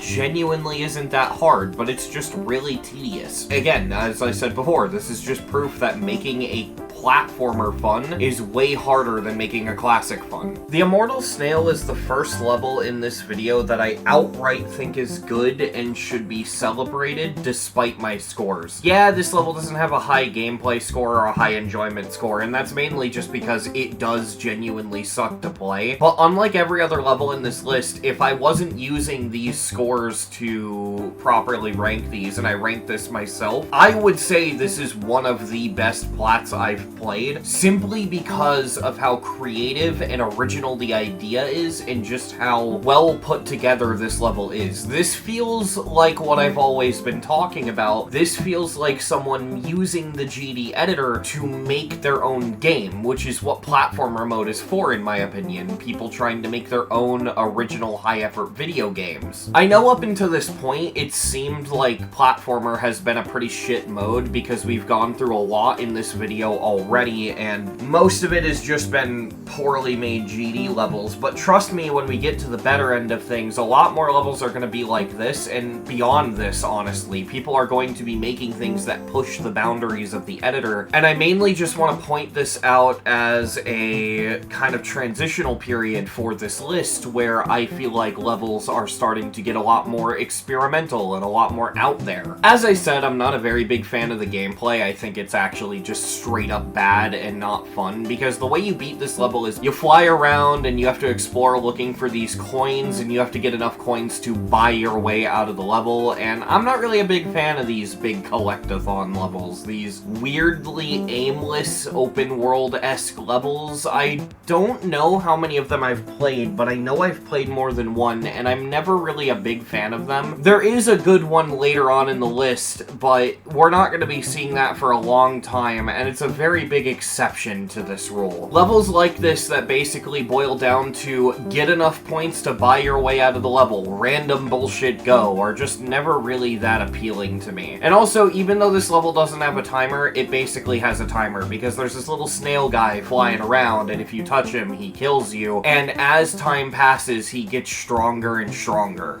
So that's how they time limit this. I say all this to say that I hate the gameplay, I think it's bad, but I can very easily explain why under the guise of preference. What I cannot say is that the gameplay is poorly designed, because it's not. If you like these sort of free roam collectathon levels, you're gonna like this, and that's why I really want to emphasize, despite where this places on the list, I think this is a good level. Another jetpack boss fight level. I hate these fucking jetpack boss fight levels. I'm getting so fucking sick of these jetpack boss fight levels. I have played so many of these jetpack boss fight levels, and all of them make each other worse. The more of these come into existence, the worse they all unanimously get. I am getting so fucking sick of these jetpack boss fight levels. I'll at least say this though, the level looks really good, and this is the most original jetpack boss fight level I've ever seen, because it has a really, really cool world system where you actually have to fight 3 in a row, and there's almost like a little hub world.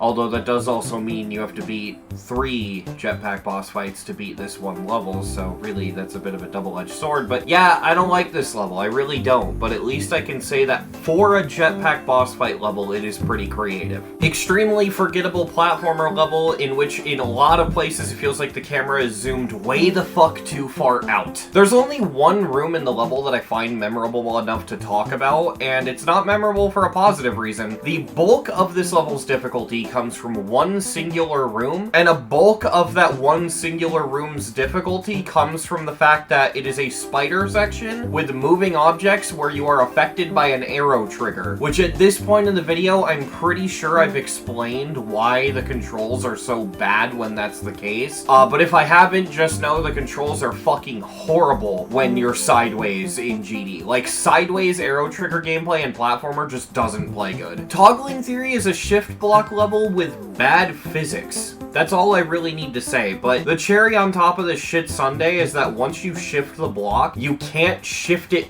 back.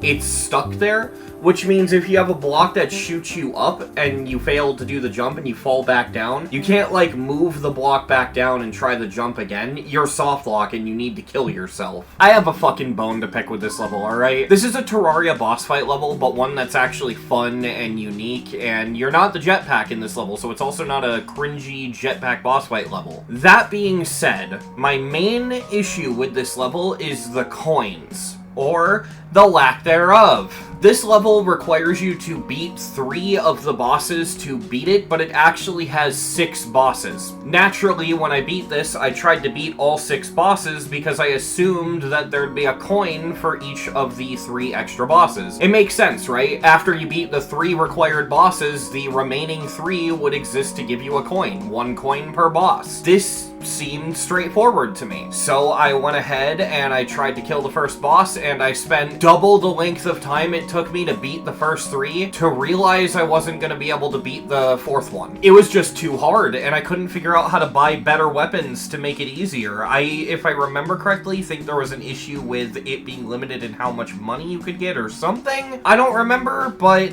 what I do know is that I spent double the length of time it took me to beat the 3rd boss to give up on the 4th boss. And by the time that much time had passed, only then did I pause the game and go, wait a minute, the coins on pause screen mod doesn't show coins. And that's when I realized this fucking level doesn't have coins. So all the time that I spent trying to kill that 4th boss was for fucking nothing! This is one of the most infuriating things that I've ever seen in a level, and it's such an easy fix too. Just give the player a coin for beating the boss, because then at least I'll feel like me quitting the level wasn't a total waste of time. Like, oh, that's unfortunate, I couldn't get the coin, but at least I tried. But the fact that there is no coin made all of this feel like a massive fucking waste of time, and I will always hold a grudge against this level for that. For this level to be this low, that is very, very unfortunate, and I was blown away throughout most of my time playing this, to the point where, based off my reactions in the completion, you would expect this to be like a 10 out of 10 level. But let me explain. This is a remake of the game Patrick's Parabox, which is a indie game on Steam in which basically it's one of those puzzle games where you push blocks, similar to the kind of games you'd find on Cool Math, stuff like Bloxors or B Cubed. The twist on the idea is that you can go inside of the blocks and then there's another level within the blocks. So this level kind of has like an Inception thing to it. There are even some levels where you can just go in a permanent loop. So you go into a block, and then you go into another block, and then you go into another block, and then going into that last block puts you back where you started. And it's this really, really cool puzzle thing, and it's incredibly well made. And I explain all that to say that this level is a remake of Patrick's Parabox, and a really good one. Right off the bat, though, this is where one of the reasons this is low comes in. This is a remake verbatim, albeit albeit I don't think it has as many levels, so it kind of functions as almost like a demo of Patrick's Parabox. Nothing has changed here. Visually and gameplay-wise, this is the same fucking game, so this has an originality score of 0, because this is not its own idea whatsoever. Yes, it's impressive that it was remade so faithfully, but that doesn't really matter, because it's still not an original idea. Beyond that, though, if it plays well, it would at least be high, right? Well, therein lies the issue. I don't know why, but especially the last room is so incredibly buggy and poorly designed. Mind you, when I say that, keep in mind, making something like this is not easy, so that's not like a reflection on the capabilities of the creator. Still, it's just so poorly designed that it makes you want to throw your fucking controller out the goddamn window, and it makes you question why you don't just buy the original game on Steam. This is why my enjoyment was a 70 and not the 100 it could have gotten, because I really did enjoy everything up until the final room, and I didn't know the original game existed, so all this level did was make me want to buy the original. Yeah, this is really, really cool. It's just that that last part, I think it might have been a little too intricate to try to remake in the GD editor, because it's a long fucking level, too. But yeah, my enjoyment took a hit, and also because of the bugs, I had to lower the gameplay score. And even though the level's fine for the most part up until the final room is such a problem that, yeah, I docked the gameplay score all the way down to a 42, because that is incredibly bad. However, for what it's worth, even though I think the level is unoriginal, I do have to give it credit for being so well made and so faithful, so it definitely earned the 100 in Deco that it got. This level is basically if Drift or Die was good, however, that's not saying a lot because Drift or Die is one of the worst plats I've ever played, so taking Drift or Die and making it good only makes it so good because it's still an auto-scroller, it's still checkpointless, and the gameplay is still very questionable. I do think this is significantly better though, because at least the gameplay is fair and it's not, like, stupid. Like, you could practice this a lot easier than you could something like Drift or Die, and the level also doesn't lie to you and say there's checkpoints when there's not when you go into practice mode. The biggest complaint I have with this level is honestly just that the jetpack sections are way too fucking hard compared to the rest of the level. They are a massive difficulty spike and where a majority of my attempts ended. I really don't have that much to say about this level. Just think the most stereotypical Needle level you could imagine, and that's what this is. I will say though, it does lean more on the frustrating end of things than the not frustrating, because some of the jumps are just way too tight for an easy demon, especially the jumps where you have a spike and then there's a ground spike directly above it. Those are fucking evil. I bet you're surprised to see one of the Catalysm Toho jetpack boss fight levels this much higher than the previous one on the list. Why is this one so much higher, you might be wondering? Well, to put it simply, it's because this level is easier. That's literally it. Every flaw in the previous level still exists here, but because this level is pretty much free compared to the others, you don't have to put up with its bullshit. That's literally it. The goal of this level is to get near every single object to color them like you're painting the level. It's a pretty cool idea, and if it was executed well, I think it could be really fun, but unfortunately, this level is not very well designed, and so this level just feels like a very dragged out mess. When I say you have to color everything, I mean everything, and there's two problems with that. The level slows you down with moving objects moving on cycles, which is already very annoying, but that compounds with the fact that you have to move into death objects like saw blades. Like, you have to get so close to the saw blade where it's basically needling into the saw blade. And the thing is, it's so fucking punishing later on because you have a room that takes so fucking long to color in full because you have to wait for moving objects, and by the end of it, you could just die because you have to get close to a goddamn saw. It's so frustrating, so tedious, and it's so mind-numbing, I can't stand it. I just find this level weird and lame, and I don't really care to talk about it that much. The main thing that makes this level awful is that it really doesn't play like a platformer at all. It plays like a bad classic. Yes, you have control of your left and right movement, but you don't have a lot of room to utilize it, and at the end of the day, the way you play and practice this is like a bad classic. That's really all it comes down to. For standards of classics, it's pretty mediocre, but add on to the fact that this is a platformer, there's just that extra level of disappointment. This was one of my earlier platformer completions, and I was still a needle level hater back then, so my reaction when I completed this level was basically saying, man, I wish people would stop making needle levels. And nowadays I don't really think that, because I realized that the levels I was mad at were just bad needle levels, and it's possible to make good needle levels. So where does this level fall in the standards of a needle level? Well, I think it's mid.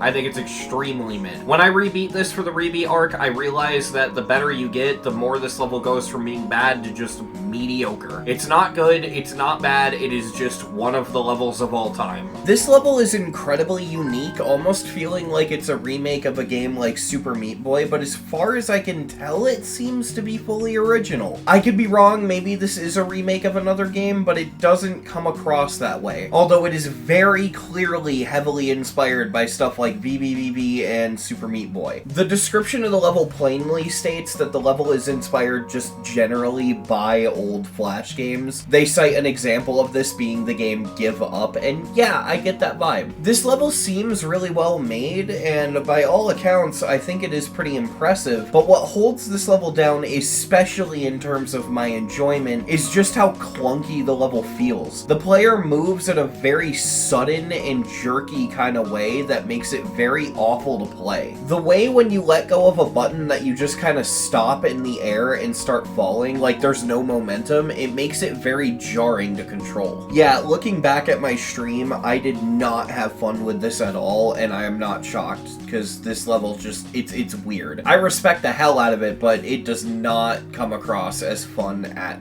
all. A generic room needle level, and I don't really have that much to say about this. One thing I can say, though, is that if you don't like it, dear God, does it drag. This level just goes on and on and on, and that fucking sucks, especially if you don't like the level right out the gate. A platformer that already has some pretty annoying and stiff gameplay, all things considered, made significantly worse by the fact that you have to backtrack through pretty much the entirety of the level, barring some stuff at the beginning, just to end the level. So they basically make you play through the level once, and then again in the other direction. And so, yeah, this shit drags, especially if, like me, you didn't end up enjoying the gameplay. God, this level drags. It's not bad, it's just a typical how-to-platformer style room level, and I've definitely played worse, but it just goes on and on and on and on, and I fucking hate that. It's weird, because I've played platformers that are like 2 hours long, and they don't feel long at all to me. It felt like they were over really quickly. But there are some levels like this that can be done in like 20 minutes, but just feel like they go on forever. This is such a disappointing level, because this is one of the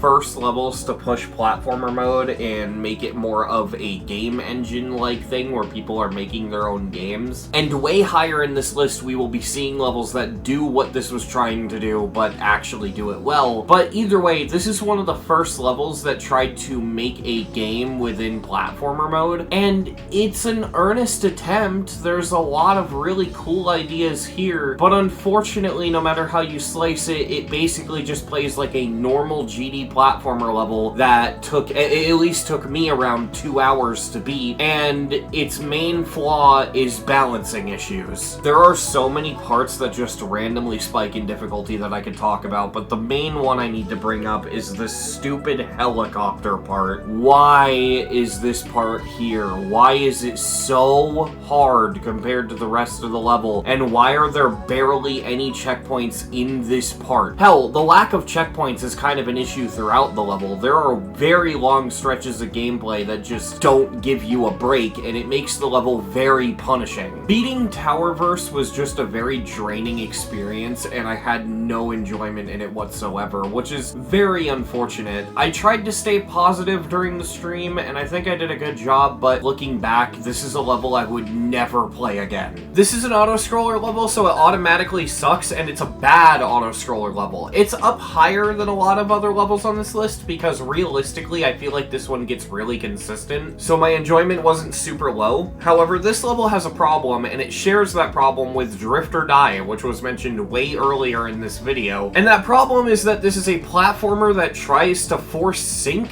which doesn't work.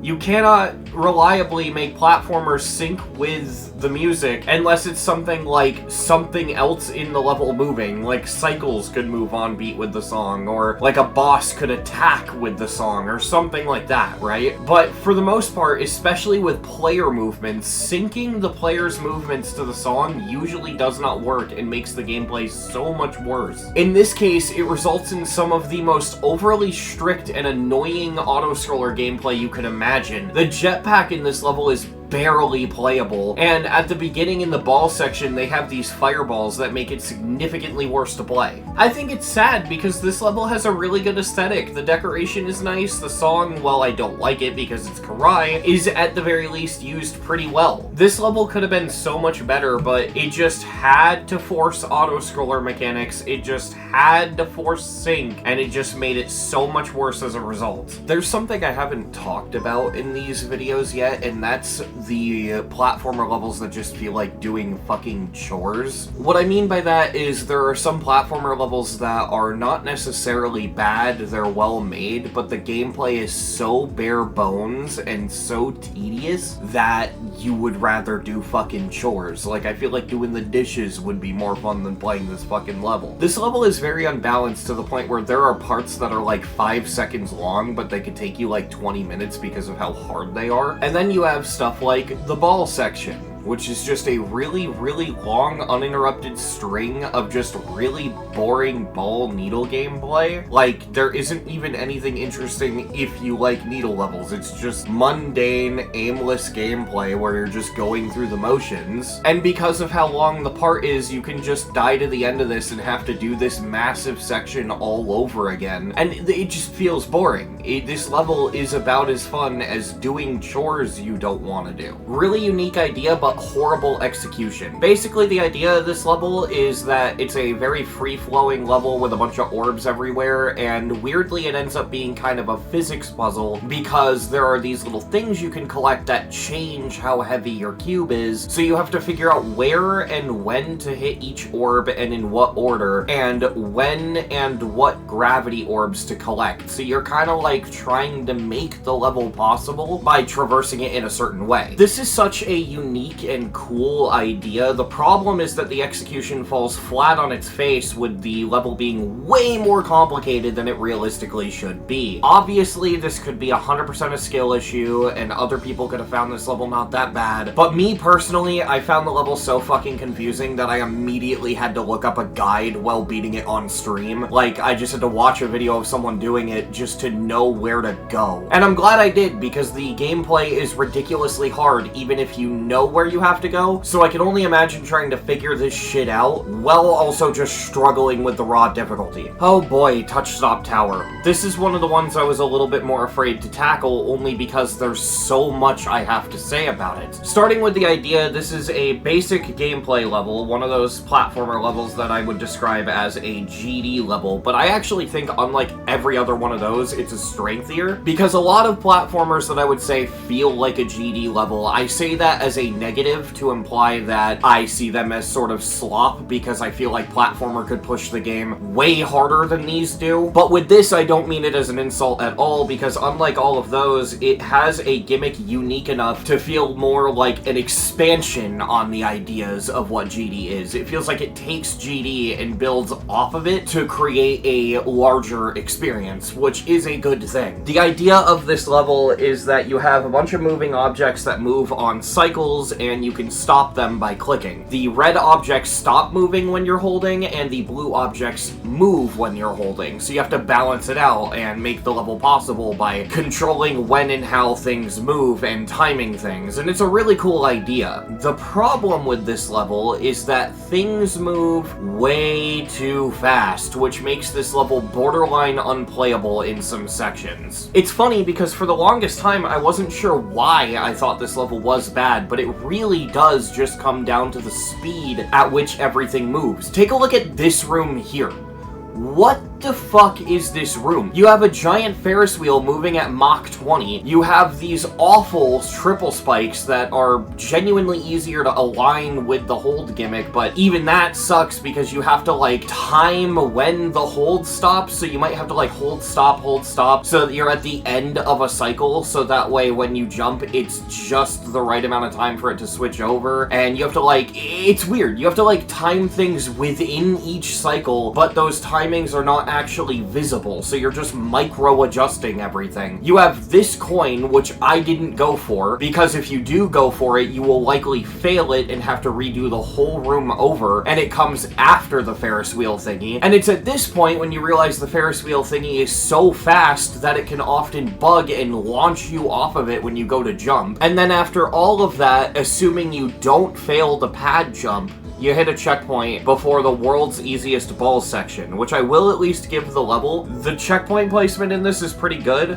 because if the checkpoint was after this ball section, dying to it would be so infuriating. But because this checkpoint is specifically here, it actually works as a pretty good break section. But that aside, just look at how much I can break down this one singular room and how insanely overcomplicated it is. And now factor in that this level is several rooms long and every goddamn room is like this, and the level just ends up being very exasperating to play. With more than any other level in this video though, I really think this is a good idea and that this level is so close to being good. Because I mean, it goes to show that when I originally beat this, I couldn't figure out why I was frustrated with it. I couldn't figure out why I hated it. And it took me that long to realize it's such a simple issue. And I think this issue is fixable. Just tone down the speed of the cycles and the level becomes genuinely good. But yeah, that's this one. I don't have much to say about this, just a pretty decent needle level platformer. It's got a couple flaws, a couple weird camera movements, but I feel like anyone could deal with them. This level is extremely okay. I think this might be the first level in the list that I would outright recommend to someone, albeit I think I would only recommend it to someone who's already pretty seasoned in needle levels. This level's gimmick is basically that you have to collect these batteries to run faster and survive through these areas that are marked in red. And while that sounds like a cool idea on paper, in execution it basically just means you have to rush through all the parts, and it's not very fun. Which, to make matters worse, yeah, the level ends in an auto-scroller section, which... ew. For once, a platformer in which the name is actually pretty decent and describes what you do in the level. Slingshot is a typical Cali Wave Dash style level, which are always fun. The thing about this level is that the dash orb pulls you back and then launches you forward when you release, like a slingshot. The level is almost good. Almost. The only reason it's held back so much on this list is because the physics of the slingshot mechanic with the dash orbs just doesn't feel good, and it feels like the momentum you get is kind of random, and so the level can be a bit frustrating to play. I still like this level though, it just feels a little buggy, unfortunately. I can't believe I'm about to talk about a level that's purely just playing fucking Sudoku. You ever play Sudoku? That's this fucking level. What's especially funny though is this review isn't that simple, because somehow this level managed to fuck up Sudoku. Yeah, they added a live system. If you put a number in a spot where you're not supposed to, it doesn't just simply exist as a wrong answer that you have to correct later. No, if you put a number where you're not supposed to, you'll lose a life. 3 lives. If you fail, you start over. Does that sound fun? Well, it's not. The thing about actually playing Sudoku, you know, like pen and paper, is that well, I guess not if you use a pen, but pencil and paper, is that if you get the answer wrong, you can just erase it.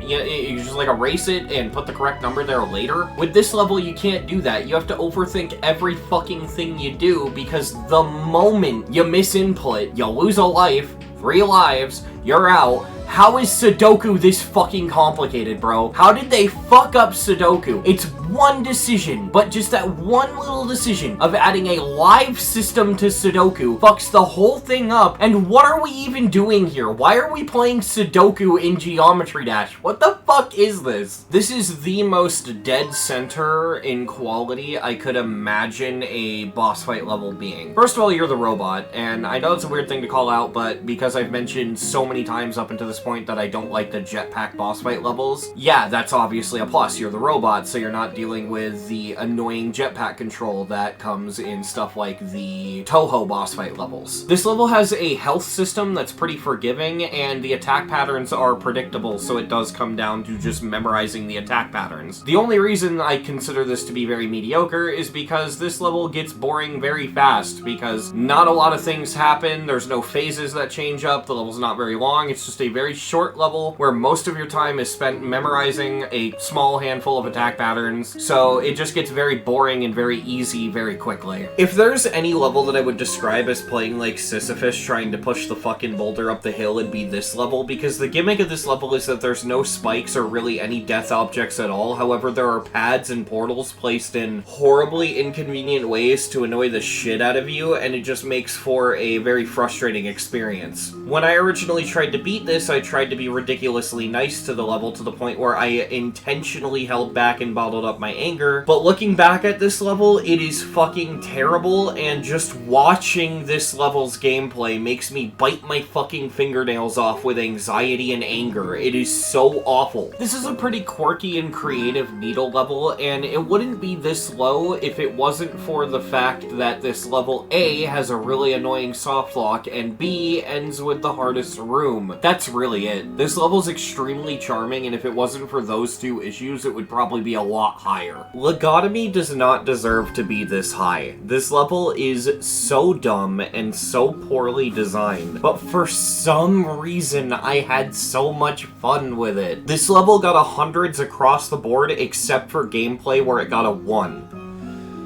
So clearly we've got a lot to talk about here. Alright, let's talk about the positives first. So this is a Terraria boss fight level against a normal face. If you're familiar with the GD brain rot trend that happened earlier in 2.2, this level is kind of a giant meme reference to that. So yeah, you're fighting against the normal difficulty face, and it's like a biblically accurate angel, but also a normal difficulty face. This level's premise right off the bat is so brain dead stupid, but I think it is so funny that they put this much effort into making such a stupid premise work. And on top of that, the level looks really, really good. Way better than it has any right to, considering, again, this level is you fighting against a normal face. The thing is, this might legitimately be one of the worst playing levels on the entire list. This level's gameplay is so fucking bad, but it's really funny. Honestly, there isn't even a lot to say about the gameplay. It's just bad because it's a clusterfuck. This is a checkpointless boss fight level, although I can't classify it as checkpointless because technically you start off hitting a checkpoint, but the entire boss you go without a single checkpoint. And what makes it so bad is just the sheer amount of attacks that happen at once and how hard they are to dodge. I mean, you can see it on the screen. This is stupid. And so trying to beat this level just feels like bashing your head against a wall for like an hour until it just eventually works. One of the funniest but also worst parts of the level is that the hardest part of the level is actually the part after he dies. Once you drain his health bar completely, he enters this sort of final attack that he does. It's like a last hurrah, and that is the hardest part of the level by miles. If you go for this, you'll find that you kill him pretty consistently, and all of the difficulty is just surviving the last attack, which is extremely stupid. Though I do gotta give this level credit for being a Terraria boss fight level where you actually attack the boss back. It's not just waiting out a health bar like Devourer of Gods, and that makes it actually have a little bit of strategy to it. You can kind of figure out how you want to attack, which attack you want to do at which time, and you can optimize playing the level, and you can strategize, and that makes it feel at least somewhat like a real boss fight. Yeah, this level plays like dog shit, but for some reason I just got so much enjoyment out of this. This is one of my favorite levels that I have completed. Not just favorite platformers, but favorite levels. But this level is a really good example of the fact that just because you enjoy a level does not mean it has good gameplay. On paper, this level's idea is pretty cool. Basically, the idea is that as you touch these potions, you swap back and forth. So it's almost like you're chasing yourself, which I think is a pretty cool idea. Unfortunately, in execution, this level plays like a bad auto-scroller, and that's really all it comes down to. A very ordinary level. I really don't have that much to say about it. It's just got standard gameplay, and there's nothing special about it. The reason this is where it is basically comes down to the fact that the gameplay score and enjoyment are lower than they could have been, and literally the only reason for that is this level's gameplay is kind of, to an arbitrary degree, very, very confusing, to the point where you're basically forced to go into practice mode to learn this, and I kind of just don't like platformers that force you to practice them. It doesn't really feel fun to me. Not much to say about this level. This is a mainly UFO platformer level, and the thing that has it exactly where it is, the gameplay score being as high and also as low as it is because the gameplay is horrible, but in a way that is extremely funny, so it kind of oddly redeems itself despite being bad. Basically, this level has the funniest gameplay and balancing you'll ever imagine. It's just one of those levels that's bad in a way that makes it funny. Oddly, that rounds out to making it very enjoyable. It's also very, very, very generous with its checkpoints, so realistically, the bulk of this level's difficulty is just simply getting past the first room. If you can't get past the first room, you're kind of screwed, but if you can, the rest of the level is more than doable. In this level, you are the ball game mode. You perpetually have a black orb inside of you, and because of that, as the level acknowledges, you cannot buffer any of the orbs. This is a much bigger problem than most people probably realize, because oh my fucking god, not being able to buffer the orbs in this level in particular is so fucking annoying. I gave this level the lowest originality score out of any level, but that's not actually a bad thing in this level's case. Yes, I think it has no originality whatsoever, but despite that, I actually still enjoy this level. It's got as low of an originality score as it does because it's a generic pixel art style speedrun level, which we have seen a dime a dozen of. What I will say about this level in particular is that it's one of the very few levels that forces you to speedrun that I actually managed to enjoy, and there are not a lot of those. If you like speedrunning, I actually recommend this one. It's a very satisfying level to tank through. Keeping this brief, Chrono Temple is another level that forces you to speedrun it, but the gameplay is not that bad, and it's got some really satisfying dash orb clicks, so it's a lot better than most. I obviously still don't like it though, because it's yet another level that forces you to speedrun. This level is a clusterfuck. It starts off as a surprisingly good auto-scroller level, but like a bizarre fever dream, the gameplay just gets worse and worse in the most bizarre ways the farther in you get. This is one where I can't even properly critique it because I would just be describing everything you have to do in the level verbatim. You'd have to play this for yourself or watch the clip of me playing it on stream to understand just how fucking weird this level is, but it gets weird. I don't hate this level, but also I don't think it's very fun to play. A troll level themed around death runs, and honestly, it's pretty creative for what it is. Basically, the idea of this level is that you have to try to rush through while this other character tries to kill you with traps. It is effectively just a really creative troll level, and a pretty well-designed one. The thing that has it lower, and the thing that dropped my enjoyment on this quite a bit, is that later in the level, it gets to the point where the difficulty is no longer because of how deceptive the trolls is, it's just the core difficulty of the gameplay, which I feel like kind of defeats the point a little bit. That being said, I do still think this level is kind of interesting. A platformer level themed around Super Mario Galaxy with some bizarrely frustrating gameplay that's pretty hard to describe. Not a lot to say about this one really, other than the fact that for a Super Mario Galaxy themed level that clearly has a level of competence behind it, this looks surprisingly ugly. I can't be the only one, right? Like, what the fuck happened?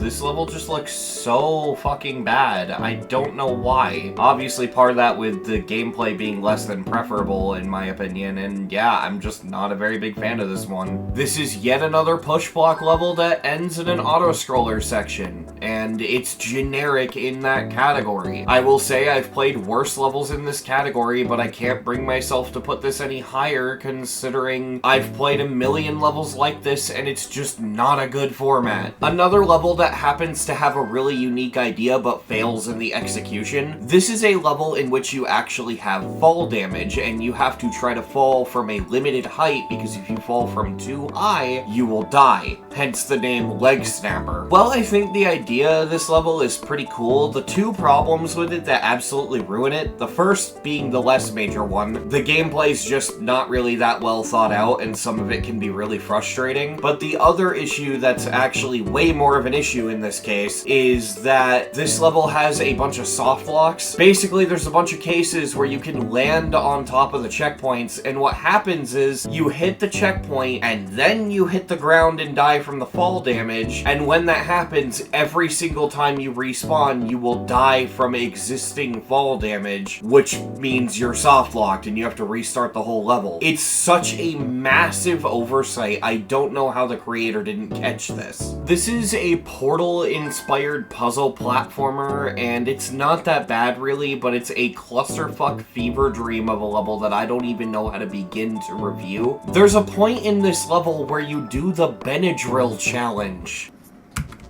You know, but scary, look, it switched up. You could see it by the blue thing. What? Benadryl? Oh, I already grabbed the coin, but Benadryl okay. challenge. Oh. You're doing the Benadryl challenge. So I guess my character is just on Benadryl now. I don't...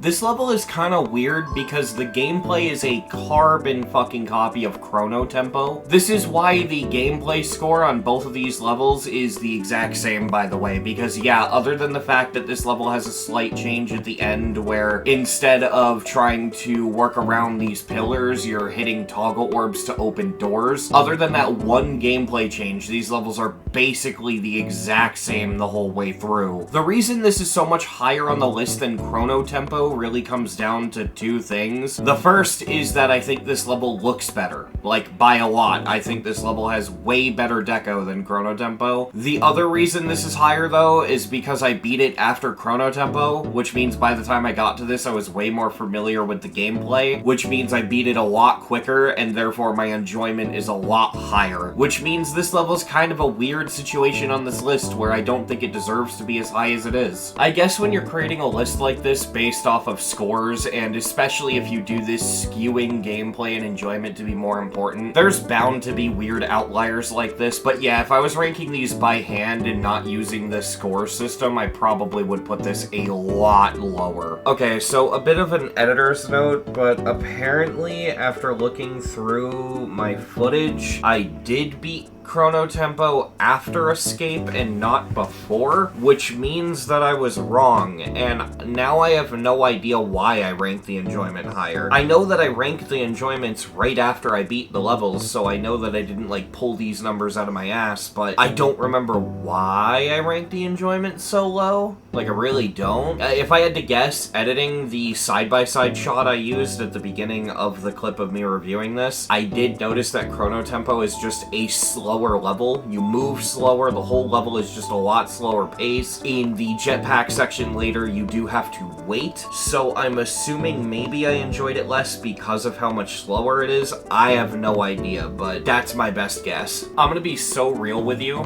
I don't think I played this level correctly. I don't want to be too mean to this level because I feel like I partially took coin routes not knowing they were part of coin routes, and that made the level worse for me. I don't feel like I can be very fair towards this level because the creator of the level commented on my completion video, and normally I don't factor in what other people say to me post-completion that much, but they were talking about it like I did things in the level that you legitimately don't need to do, and looking back at both my experience and the footage, I think they're probably right, because this is a clicker level, and yet there would be these random gameplay segments, and so most of my time on this level was struggling with normal platformer gameplay rather than clicker stuff, which, I don't know, that confuses me. What I will say is a legitimate flaw with the level and did bring it down quite a bit for me is the boss fight that is shoehorned in at the end. I think that the boss fight is pretty poorly designed, but other than that, this is just a clicker level, and I don't mind that. I like clicker levels, so this one's a bit higher. Speed Speed Tech is kind of a mixed bag. On one hand, it is a really good introduction to the slope boost gimmicks, but on the other hand, it feels like all of the jumps in the level are just slightly off and require way too much overcorrection to ever truly properly be satisfying. I will say though, this level more than any other has earned its speedrun coin. I could 100% see the appeal of going for that coin to further improve at slope boosting beyond already having beaten the level, so it does have that going for it, I guess. This level is extremely well made. I just find that the gameplay is too unsatisfying for it to be higher on the list. This one actually kind of hurts to see this low, because when I played this, it stuck out to me for being a fun tower level, which, as you could guess by this point in the video, I'm not very fond of tower levels, so for me to enjoy a tower level, it probably means it's pretty damn well made. This level isn't low because it's bad, it's low by virtue of what it is. My scores, when I rationalize them, are really more because of what this level doesn't do than because of what it does. Just such a bog standard level. While the gameplay is fine, in fact, for tower level standards, I really don't think it's that bad. It's just another fucking tower level. Like, there's really nothing special in it. And making matters worse, there actually are things in the gameplay that are frustrating. So, while it's not bad, it's got pretty major issues in the gameplay that hold it back, and on top of that, the decoration is nothing to write home about. It's just not a very original level, and I think that's what holds it back at the end of the day. As you could probably guess by the name of this level is meant to just be like a generic Cali Wave Dash level with nothing special going on. It's just another Cali Wave Dash level. There's no extra gimmick. It's not like Slingshot where you can pull yourself back and throw yourself forward. It is a by-the-numbers, bog-standard Wave Dash level. But here's the thing. Even at their most generic, Cali levels are fun, so this level still ends up being pretty good. I respect the hell out of this level for being one of the original levels to properly try to push the editor and kind of treat it like a game engine to an extent. Unfortunately, this level falls on its face in quite a lot of ways. Most of the level is solving puzzles, the puzzles being extremely dull and not fun to solve. But most of why I hate this level's gameplay comes down to the awful fucking chase sequence in the second half of the level. This part ruins the fucking level for me, especially when the description tells you not to use practice mode. Why is this here? This level's only purpose is to be difficult. It serves no other purpose. The level's not fun at all, but it's also not unfun either. It's just kind of there. It's an experience, and pretty much all of your satisfaction with this level is literally just going to come down to the fact that it feels good to be able to beat it because of its difficulty. But other than that, this level's just not fun. This level has a really unique gimmick, and it's just a very fun one to play around with. The gimmick of this level is that you can collect and use jump rings as if they were items. That's not a bad idea. It is a bit limited because you can only use the jump rings in the order they were collected, so you can't like choose which one you want to use whenever you want, which is a bit meh. But like, it makes up for it with just how far the level pushes this gimmick. It gets really entertaining. The way that they use spider orbs and green orbs in this level especially stick out to me as really unique. Unfortunately, the level is a bit buggy, but it at least is not to a degree that absolutely destroys this level's enjoyability. I haven't actually played Just Shapes and Beats, so I don't know how good of a job this level does at recreating that original game's gameplay, but I imagine Just Shapes and Beats has to be more fun than this. This level isn't bad, but it basically just ends up playing like a glorified memory level. Thankfully, the one saving grace of this level is that it is very short, so you can learn this pretty quickly, but it is still weird to have to learn a platformer the way that you have to learn this. I'm not used to that. This level is basically if How to Platformer was 200 rooms instead of 2,000 rooms and was a medium demon. Naturally, it ends up being way more enjoyable as a result. This level is actually a pretty good example of something that will appear a lot on this list, and don't get me wrong, it's not as common as stuff like wave dashing, needle levels, and speedrun levels, but it is pretty common. Basically, there's a large handful of levels in which basically what happens is if you press the player 2 input, it changes something about the level or the player that allows it to be possible. Typically, these levels feel like they would be more than doable with one player if you just placed a couple portals in the level, and the only reason it's 2-player is to have this game mode switching mechanic. In this level's case, whenever you press player 2, it changes the size of the player, which on paper allows for some pretty cool game design, but in practice, it ends up making the level feel pretty clunky. Now, this issue isn't exclusive to this level. In fact, basically every single level that tries something along these lines will have this flaw in one way or another. This is just the worst example of it, as this level is the most affected by it. But basically what that flaw is that any level that has a gimmick like this, the gimmick will almost always break the pacing and make the level feel agonizingly slow to get through. This is because either you're gonna rush through the level and die very frequently because you're not gonna put much thought into the gimmick, or you're gonna have to overthink literally every jump to the point where you're stopping after every single jump just to visually look and see if you have to swap the thing. In this level's case, you'll find that you're almost always looking at the environment of the level to see if you have to be mini or not. And while that sounds really cool on paper, because it makes it sound almost like a puzzle level, in practice it just ends up being really tedious because it ends up making you just wish you could go through the level at a steady pace instead of having to overthink literally every jump. It just ends up being very, very tedious. Now, that being said, it is 100% possible for a level to be good despite suffering from this issue, but every single level that does this suffers from this issue. I'm not gonna say what it is, but the top of the list has a level that does this, and I will say that even though that level is at the very, very top of the list, it still suffers from this issue. So I haven't publicly spoken about this level a lot, but for those of you who have seen monthly demon completions or my streams, you might have seen me be relatively positive towards this level, and for the longest time, I loved this level. I had to accept during the production of this video that I was kinda lying to myself with the aimless goal of being nice for some reason. Like, I just didn't want to be mean with this level in particular. Like, I had convinced myself that all of my problems with this level were me problems. I think all things considered, I just think they're problems with the level. It's because of this that during the production of this video, when I got to this level, I actually lowered its score last minute, and I can justify why. So when I first played this, I really wanted to like this level because it's such a creative and cool idea. It's a puzzle platformer where you can teleport through walls. The problem, really two big issues that take like no time to explain, but they bring the level down so much. First of all, this level has actual difficult platforming within the puzzles. I've said it before, I think, in this video, but I don't like when puzzle levels have difficult platforming because there's nothing more frustrating than solving the puzzle, getting to the end of the room, and then dying to like a normal spike jump.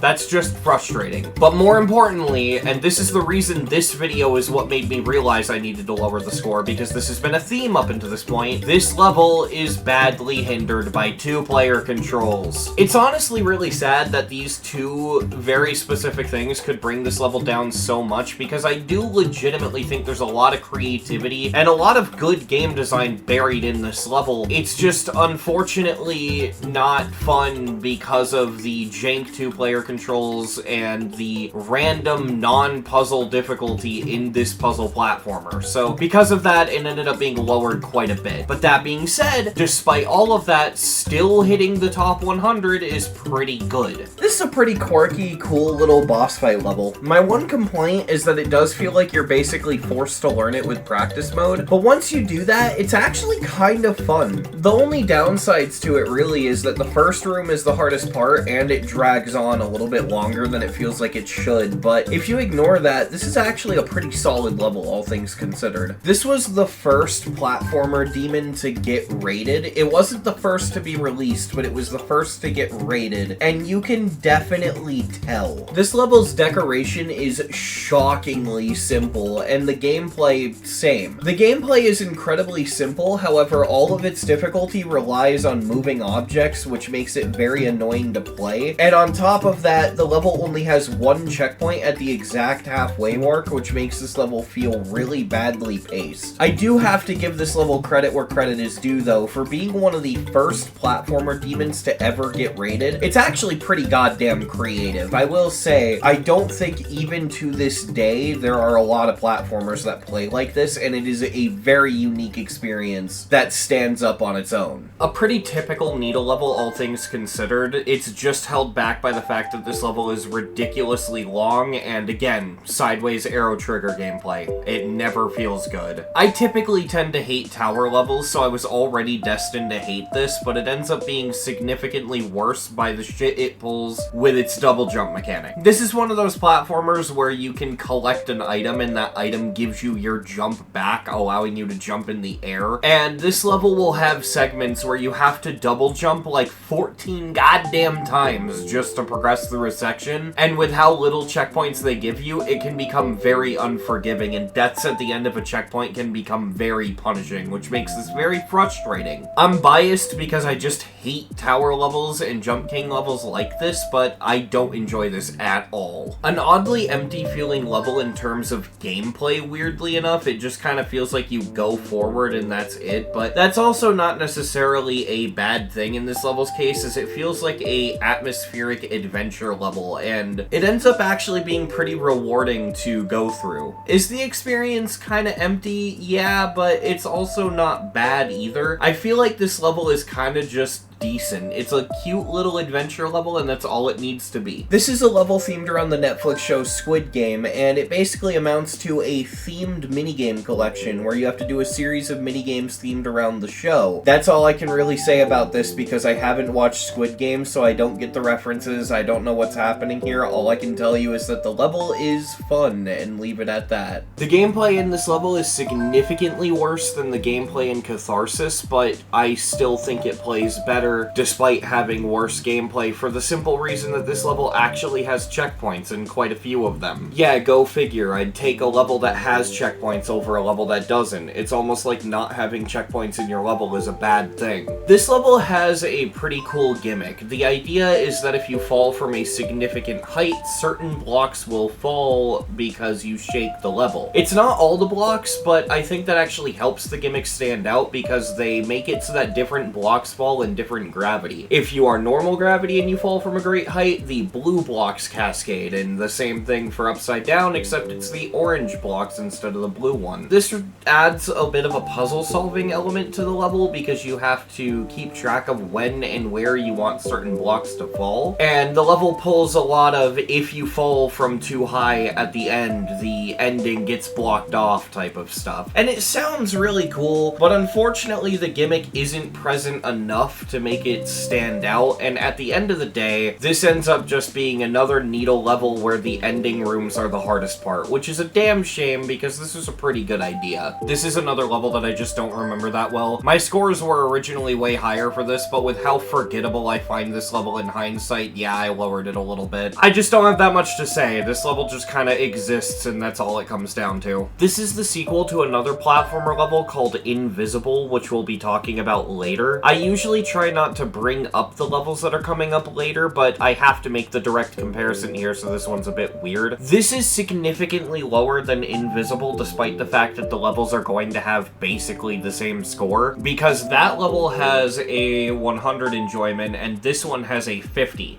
Why does this level have a 50 and the other have a 100? Well, because they're basically the same thing. The creator just made the same level again. I really like this level, so I have no issue with that, but I really don't see the point of this level existing when Invisible is basically the exact same level. This level is a ridiculously cool puzzle level where basically the idea of it is you have to collect these batteries. You have to collect every battery in the room to progress to the next one, but the gimmick is that when you collect the batteries, they also have these walls that cascade in on the level, so you have to like plan out when to grab the batteries in which order, which is a really cool idea. Unfortunately, this level decided it was a good idea to end with a forced speedrun section. It's an awful section, and I have no idea why they did that, because this level would have been like top 10 without that. I would not have put this high if I wasn't going off of my spreadsheet scores like this. This is one where I definitely disagree with the list. This one is extremely boring in my opinion because there really isn't much to do. There aren't a lot of places in this level where you can die, and it overall just doesn't really have much difficulty. most of this level is just aimlessly wandering, trying to find your way through the level, and it just ends up being very tedious. It's like exploration with no stakes, and I just can't help but not care. Trying to think about why this ended up so high on the list, I think realistically it's because my gameplay score and enjoyment score are not bad despite what I just said. And I think the only reason for that is because, well, yeah, this level's extremely boring. It's also, again, not hard, and therefore you just kind of breeze through it. There's no struggle, so yeah, it doesn't end up being that bad in the grand scheme of things. I guess that means this is up here by process of elimination more than anything, but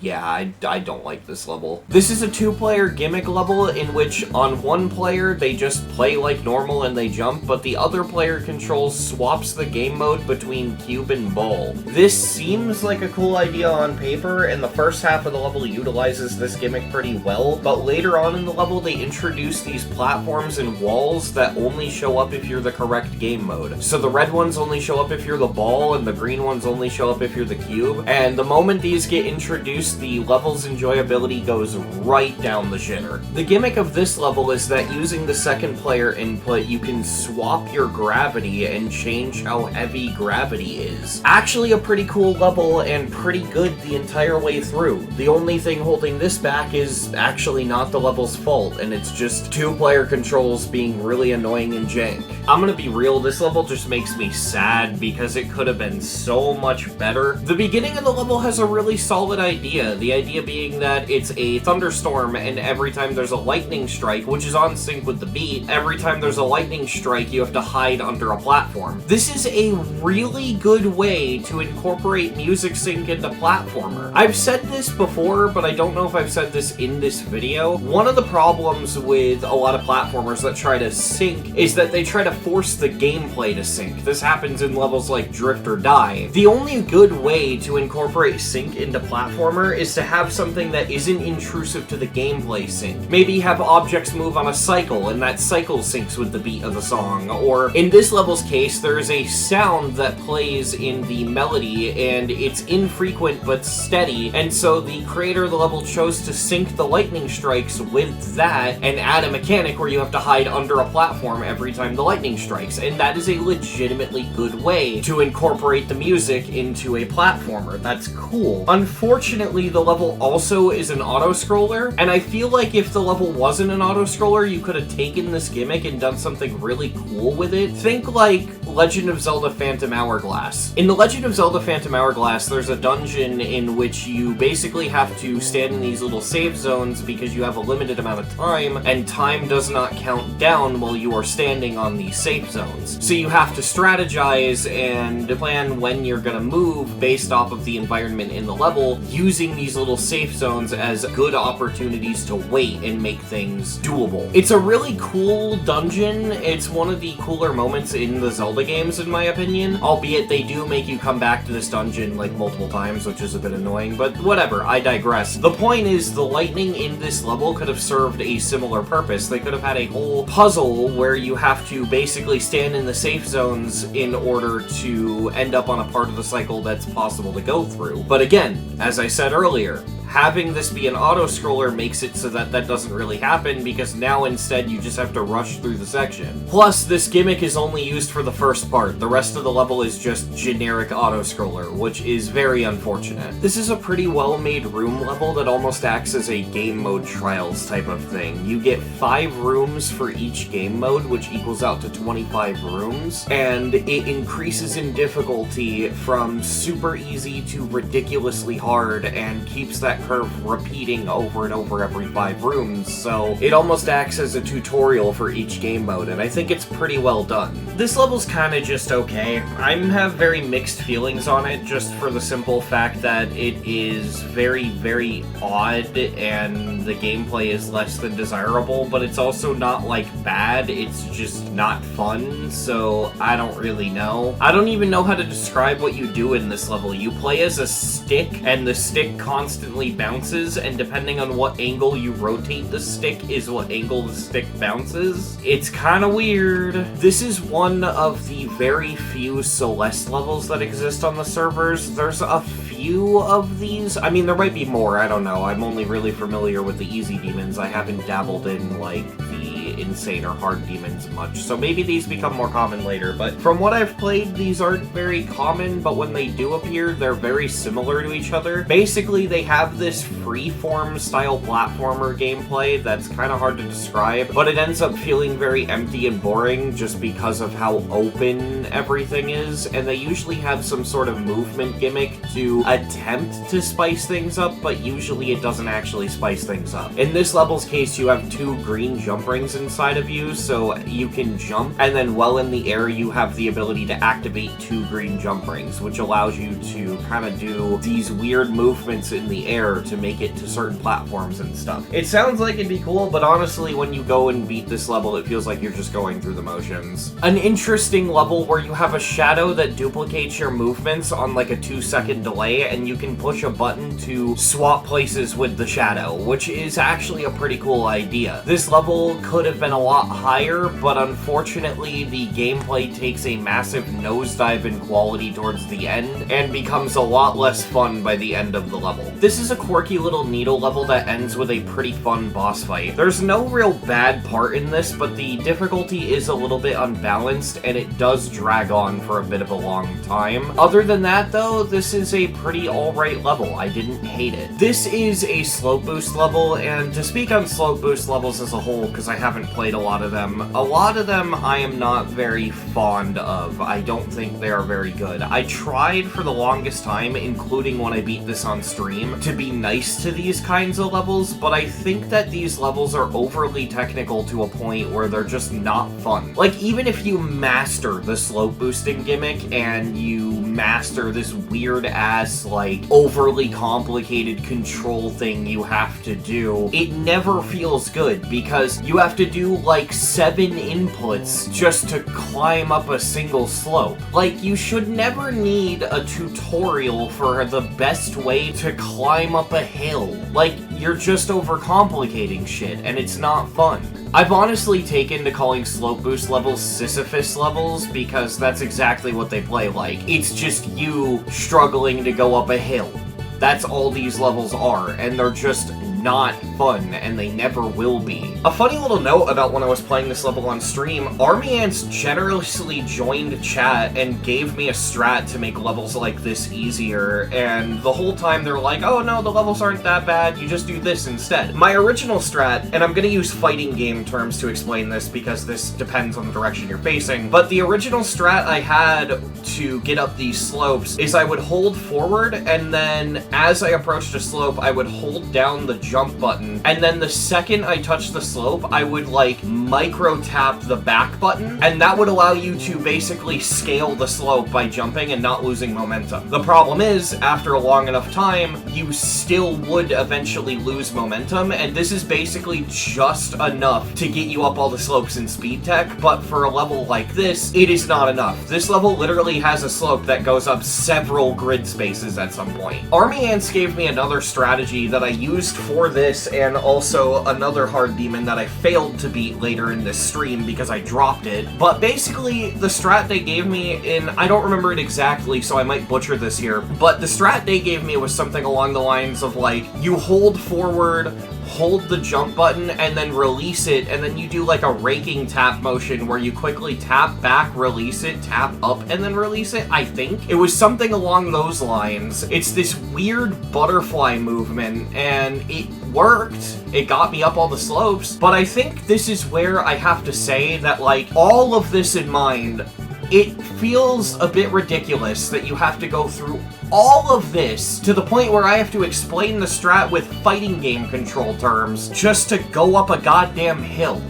Like, I don't think I'll ever like these levels, but that being said, for the standards of slope boost levels, this one is made pretty well, assuming you can find a good way to get up the slopes in the first place. But I just don't like these levels. The comparison I'm gonna make sounds like a criticism. It's not, so let me clarify. This came before Cali Slop and not after. But that being said, the way this level plays is basically imagine Cali Slop, except it has the gel from Celeste. Honestly, it's not that bad, but I will will say, because of levels like Cali Slop existing, it does just feel like yet another Cali level to me, because the gel, it doesn't change the gameplay. I'm gonna be so real, you do not notice it, because you move too fast for your gravity briefly changing to be noticeable. Not bad though, it's a Cali Wave Dash level, so of course I did end up enjoying it. This is one of those levels where every time you click, it changes what block is solid. This level cycles between 3 sets of blocks instead of 2 though, so you have to constantly keep track of where in the cycle you are, and you might have to click multiple times per singular jump to make sure the correct blocks are solid, which adds a really fun level of puzzle solving, and I think it's actually utilized pretty well in this level. The level drags a little bit, but it's definitely not that bad. I don't have that much to say about this. Another room level, pretty gimmicky, but pretty fun, all things considered. What holds it back is, again, 2-player controls, which you'll notice is a theme at this point, but also this level has a wall jump mechanic that kind of just doesn't work correctly. It's very finicky.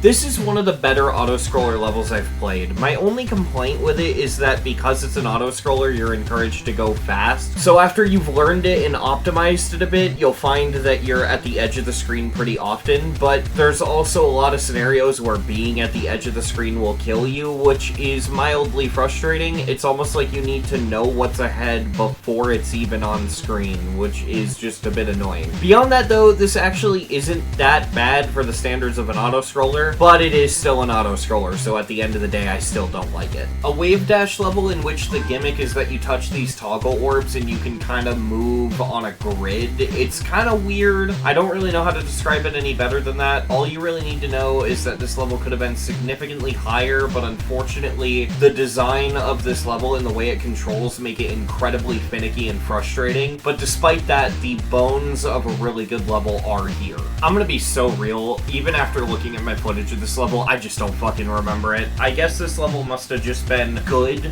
like flat out. It was just a fine level, and so I just kind of ranked it as good. But like, yeah, I don't remember this level, so I feel like I can't even talk about this one. Just a typical Needle level. I really don't have that much to say about it. It's not that bad, but it is painfully generic. Now, this is how you do a Terraria boss fight level. You have a ton of strategy, you have attack patterns that actually take advantage of the game mode you're playing as, and on top of that, the boss is just kind of cool. I like this level. I do. This is a really fucking solid level. How to platformer, except you're the spider the whole time. And it's significantly easier. Go figure, the level is significantly better because it fixes the 2 major problems with how to platformer. It's still long, but it's significantly shorter, and the difficulty ramp up feels a lot more natural. So yeah, this ends up being actually fun to play. It doesn't just suddenly spike in difficulty, it's gradual, so you know what you're getting into. Basically, everything I said about Imperceptible applies here. As I mentioned, this level is very similar to that level, and the only reason that level is lower is because it has a lower originality score, because it's basically the same concept as this. I intentionally didn't discuss the positives there, though, because I wanted to save them for this so that I'd actually have something different to say. And I gotta say, the core gimmick of the level, on top of being executed well, is really goddamn cool and creative. The idea is that the level is shown to you briefly and then turns invisible, and you have to sort of feel around and memorize where the objects are. And this could have been dog shit. With some poor level design, this could have been the worst mechanic known to man, but thankfully it was done really well and the level is extremely fun. This is one of those levels where blocks move and it takes the route of having them move when you press left and right instead of having them move when you touch them. I think this decision is the level's biggest flaw. It actually works pretty well for what it is, all things considered, but it still never feels good because there's a lot of moments where the level will have you press left in an area where you want to go right. Luckily though, I found a bit of a movement exploit you can do on keyboard and mouse where what you can do is you can hold the key and then while holding it, tap the other and release it. So for example, if you want to go right but you have to move a block left, what you can do is you can press right and then quickly tap left and release it, and it'll move the block left but you'll be moving right. And that tech helps a lot.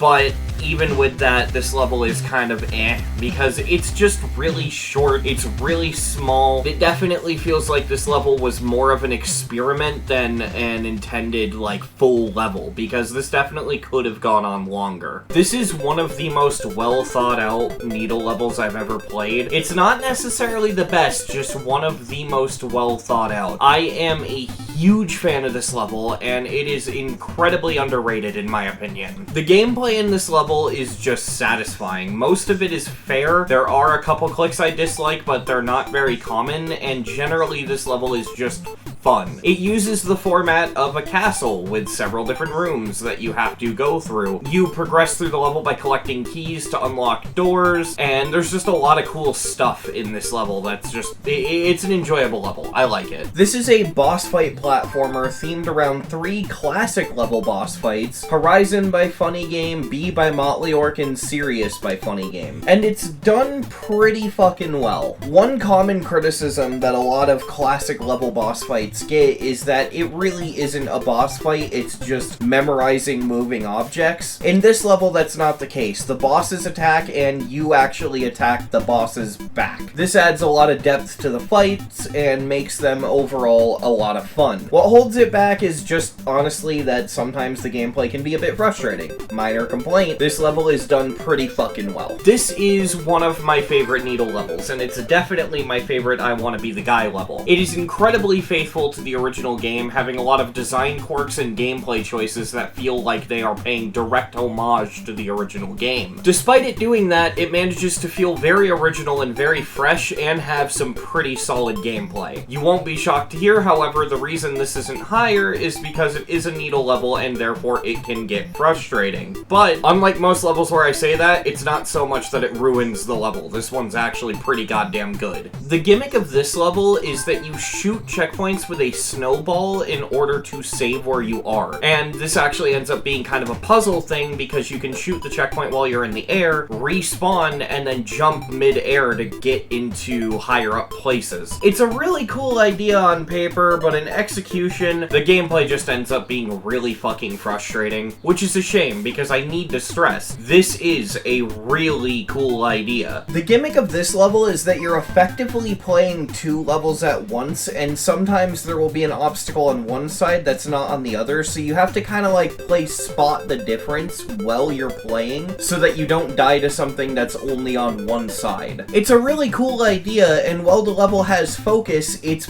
really fucking fun. But unfortunately, this level loses confidence in its own gimmick about 10 rooms in, and just suddenly starts introducing new gimmicks that suck. Like this really awful one where which side you can see is flickering constantly. I've never seen a level ruin itself this badly before, but man, this dropped the gameplay score for me. But not by much. Even at its worst, the level is at the very least fun. This is a pretty Moon Grinder-y level, so I don't have that much to say about it. All I can really think to say is that this level would be significantly better if every fucking thing ever did not move in your way and take like fucking 10 minutes to move back out of your way. I don't understand why, but this level has the slowest goddamn cycles you could imagine, and that makes it so frustrating to play. Which is a damn shame, because if it wasn't for that, this would be a really good Needle level. Just a pretty solid Needle level, all things considered. Again, with a lot of Needle levels like these, the gameplay's so simple that I don't have that much to say, but yeah, just a solid Needle level. I do find the idea of the gameplay all being condensed into this really tiny room being a really cool idea, and I hope some more platformers play with that idea a bit more, because there's a lot you can do with confining the player into a small space, and I think this level does that pretty well. This level is so fucking cool. The idea of this level is that you're trapped inside of like a TV, and so basically you have 3 different levels happening at once, and the TV flips through channels, and each of the channels is each of the different levels. You have to progress through all 3 levels as it's constantly swapping between the 3. That is so fucking cool. My gameplay score is a little little bit low on this, and that's because I feel like the gameplay kind of did take a back seat with this level. And based off my enjoyment score, you can definitely tell that I don't think that that affected it that much for me. But I will admit there are some genuine issues with the gameplay. The biggest of which being that the static transition is very harsh and can get you killed because of the fact that your icon is left exactly where it was before the level transitioned into the next level. So if you jump and you're right next to a cliff and then it switches back over to another icon, when it switches back, if you're holding right, you can just fall off. It doesn't send you back a little bit to make you save, and I feel like that's a little bit weird. And also, if you only have one of the 3 levels left to beat, it'll still do the static transition, which can be really annoying. Those are pretty big issues, but again, I don't think they ruin the level for me. This level is extremely creative, and I think it is incredible. An incredibly simple platformer level that I don't have a lot to say about. This is exactly as the name implies. This is a marathon for moon grinders, a marathon of ridiculously simple platformer gameplay. My one complaint is that towards the end of the level, there's a lot of parts where blocks will move if you touch them, and they don't come back, so you basically have to do everything in one fell swoop, which is a little annoying, but other than that, the level is fine. Tower of Rage is based off of the Roblox game Jukes Towers of Hell, or I think now it's called Eternal Towers of Hell. I don't know, I used to know it as J-To, now I guess it's E-To, whatever. Point is, this is based off of a Roblox game where you're basically climbing up really large towers, which means that basically this is just a really long tower level. It's actually pretty well designed, all things considered, but this might have some of the longest checkpoints I've ever experienced in a platformer. My only big complaint is that the balancing of this level is basically just a straight shot up where it just progressively gets harder and harder, which normally wouldn't be so bad, except the end of the level is so much harder than everything else that there's a legitimate chance that you'll play the level for like a half hour, get there, and then just be stuck, which is really frustrating. A pretty typical Needle level. I don't remember that much about what playing this level was like. I do remember struggling with the jetpack sections though, but yeah, I don't have a lot to say for this one. I'm gonna be real, this is yet another platformer that I just don't remember that well. I beat this on a platformer stream and it completely left my brain after I beat it. From what I do remember, the main issues with this level are that the puzzles are confusing and janky 2-player controls, as per usual at this point on the list. But I also remember the level being very cool when you get past those issues, but I don't remember the level well enough to talk anymore about this level. Like, I don't remember the level, so I'm just gonna leave it at this. Similar to the last level, I don't really have that much to say about this one. I will, however, say that around this point, we're coming across a lot of levels that are really good, but in the most shallow way possible. Like, these levels only exist to give moon grinders something to play, and beyond that point, the level just doesn't really provide anything unique.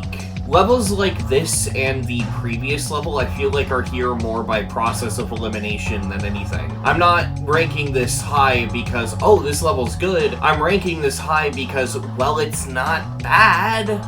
You know? So that's just how I feel about it. For Cali level, this one is ridiculously unique. It's a wave dash level, so just what you'd expect from a Cali level, but what makes it very unique is the actual wave dashing movement itself, because it's not the traditional hit a dash orb and jump off a platform. Rather, you jump in midair, but the jump isn't really a jump, it's more like a dash orb that shoots you forward, but if a dash orb jumped at the end of holding it. It's really hard to explain, but it's this really intuitive yet not straightforward movement. Like, you get it instantly, but as you could probably tell by me talking right now, the moment you're asked to try to describe the movement, it's kind of hard to. Either way, the way you move around in this level is incredibly satisfying, especially when they introduce these gems that regenerate your jump, sort of like a Celeste type thing, where you collect the gems and you can jump again, so you end up chaining this really unique movement, and it just ends up being really satisfying. So imagine Toggle, but instead of being empty and just kinda aimless platformer gameplay that builds up to a massive difficulty spike in the jetpack section, this level actually has a gimmick and focuses on puzzle solving, which makes it significantly better. Basically, the gimmick of this level is that whenever you press the player 2 input, it changes the terrain of the level itself, so you have to memorize a bunch of levels overlaid on top of each other and pick which one you want to be there at the right time to make it possible to go through the level, which is a ridiculously cool concept. The puzzle solving in this level just feels really fun, and there's never really a moment where the level feels unfair. And also, this level in particular, more than any other, I want to point out that this level actually allows you to take skips, and the level heavily benefits from that, because the skips are very difficult, but if you can pull them off, they make things a lot more rewarding. This one's funny because when I originally beat this was the third platformer I had ever completed, and with how difficult this level is for an Easy Demon platformer, I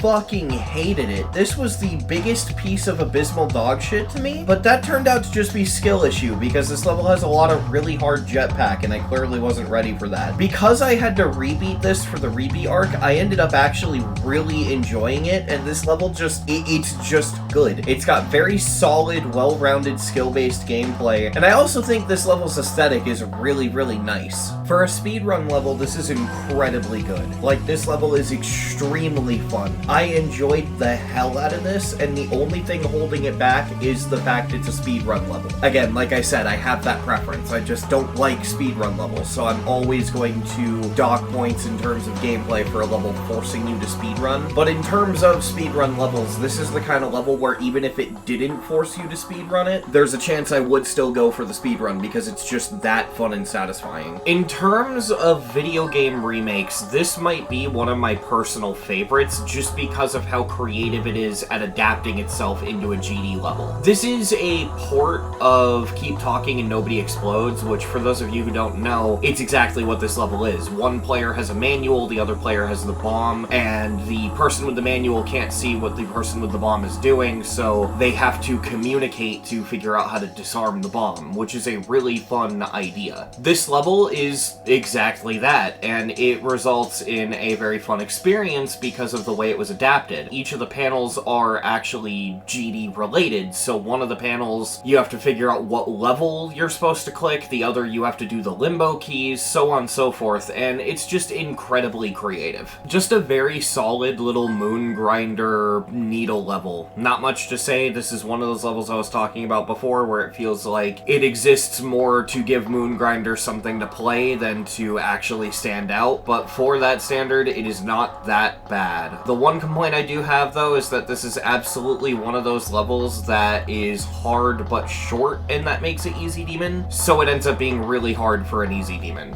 Basically, in this level, whenever you click, certain platforms will act as springs, so if you're near them, they'll launch you, and that's the gimmick, and this level pushes that gimmick extremely far, and I really enjoyed this level. I think it's extremely fun. Fun fact, this level has a Deathless coin in it. It doesn't require you to beat the whole level Deathless, but it requires you to beat the entirety of the last 3 rooms Deathless, and I actually got that coin because I enjoyed the level, and it didn't ruin my enjoyment, which is a sign that your level is really fucking fun. This level is actually the highest level in terms of score that does not have a 100 in any of the categories, so everything from this point on will have a 100 in at least one category. I think the reason this level doesn't, honestly, is just because of its simplicity. This level sets out to achieve a goal and nothing more, and it does achieve that goal. Chromicide, despite being an insane demon, or maybe it's hard demon now as of recording this, I don't know, demon difficulties with the platformers fluctuate basically constantly. This is a high-end platformer demon that, despite being high-end and pretty difficult, exists purely to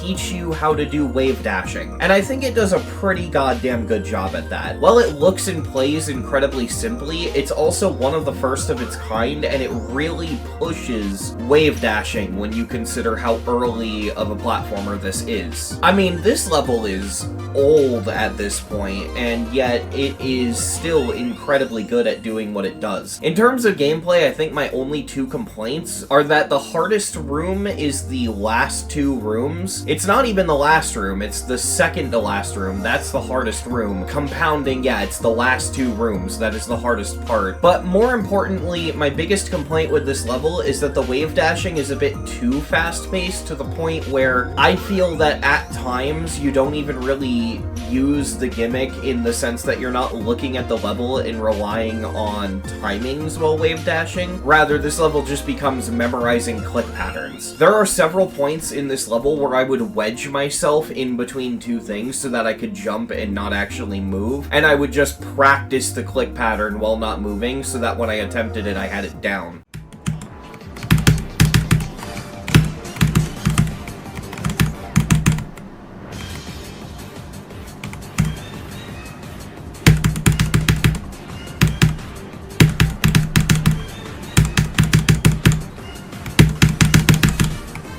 There we go, okay.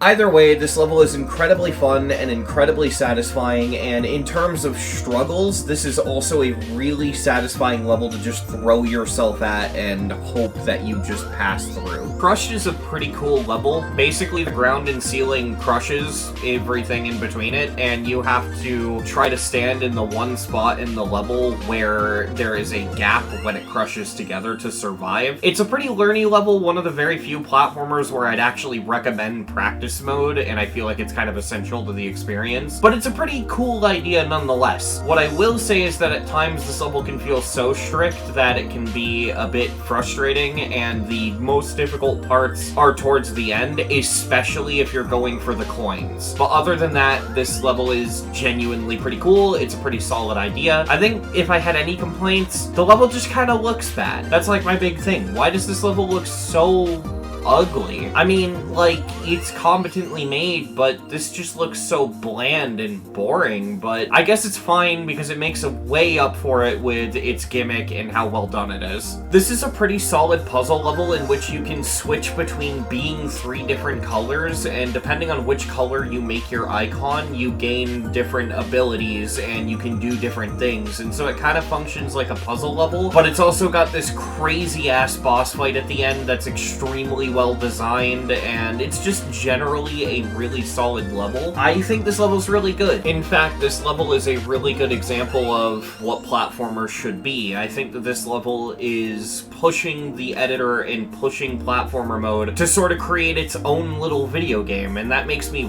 really appreciate this level, and also kind of makes this level a turning point for this list. I will say, unfortunately, this level is slightly held back by the fact that it controls like dog shit. You can eventually find a good control scheme. I was able to, but it's just that jank that I've talked about in the past in this list that comes from platformer levels being 2-player mode. It just causes issues inherently. This is an exciting one to talk about. Wheel Insufferable is the coolest level on this list, and if it wasn't for its gimmick, this would probably be in the top 5. It's really unfortunate because I'm gonna explain why in a little bit, but this level plays like shit. But the thing about this level is that this is one of the only levels, if not the only level I have ever seen, where it playing like dog shit is a good thing. That is its strength. Basically what this level is you have to spin a wheel, and whatever that wheel results in, you have to play the minigame you land on. You have to play 10 minigames to beat the level, and the gimmick is that every minigame fucking sucks. Hence the term Wheel Insufferable being the name of the level. It's a wheel of insufferable minigames. The minigames you can get here, just for some examples, are stuff like a 50-block long straight fly, or having to do literally nothing for 5 full minutes, or one of the worst ones being the timing challenge, where you have to do a frame perfect with only a millisecond timer on screen as your visual indicator. This is weird, because the level definitely had its points docked for the gameplay being bad, and I think it deserves it, but this is one of the only levels I've played where it actually uses bad gameplay as a strength to make it fun. And I think part of why it's fun is they are brief. They're just tiny little challenges, and you can do them pretty quickly, with some exceptions, of course. Some of these are really, really awful and do take a while to get down. Like, the timing challenge is actually fucking brutal, but for the most part, these are just little bite-sized challenges. I could totally understand someone not enjoying this level, but I just think it's such a fun idea, and I thoroughly enjoyed this level. But unfortunately, because the gimmick is that the gameplay is bad, the gameplay is bad. so it had some points docked for that. But man, this is such a cool idea. This is a puzzle level, similar to something like B Cubed on cool math games, but the extra element that makes it very unique and very interesting is that you don't actually start off on the sort of B Cubed grid-based puzzle movement. You actually play as the GD icon and you can inject yourself into the puzzle, which adds a whole nother level of interesting, and it's definitely a spin on this type of puzzle game that only a GD level could provide. It's done pretty well too, it's pretty fun all things considered. Okay, so imagine Chromicide, except it's Easy Demon and you're the spider the entire level. That's this level. Spy Dash is not a very complicated level, and therefore in terms of gameplay throughout the level I don't have a lot to say because yeah, I just summed it up. What I can say is that the game design in this level is so fucking solid that it just ends up consistently being fun the entire way through. It does partially suffer from the Chromicide problem, that being that it eventually comes down to memorizing click patterns rather than anything else, but at this point I think I've learned that that's just what Cali levels do, so I'm perfectly fine with that. That being said, I know that I summed this level up pretty simply, but I do want to say, the idea of Chromicide but you're the spider the entire level sounds so fucking simple, but it is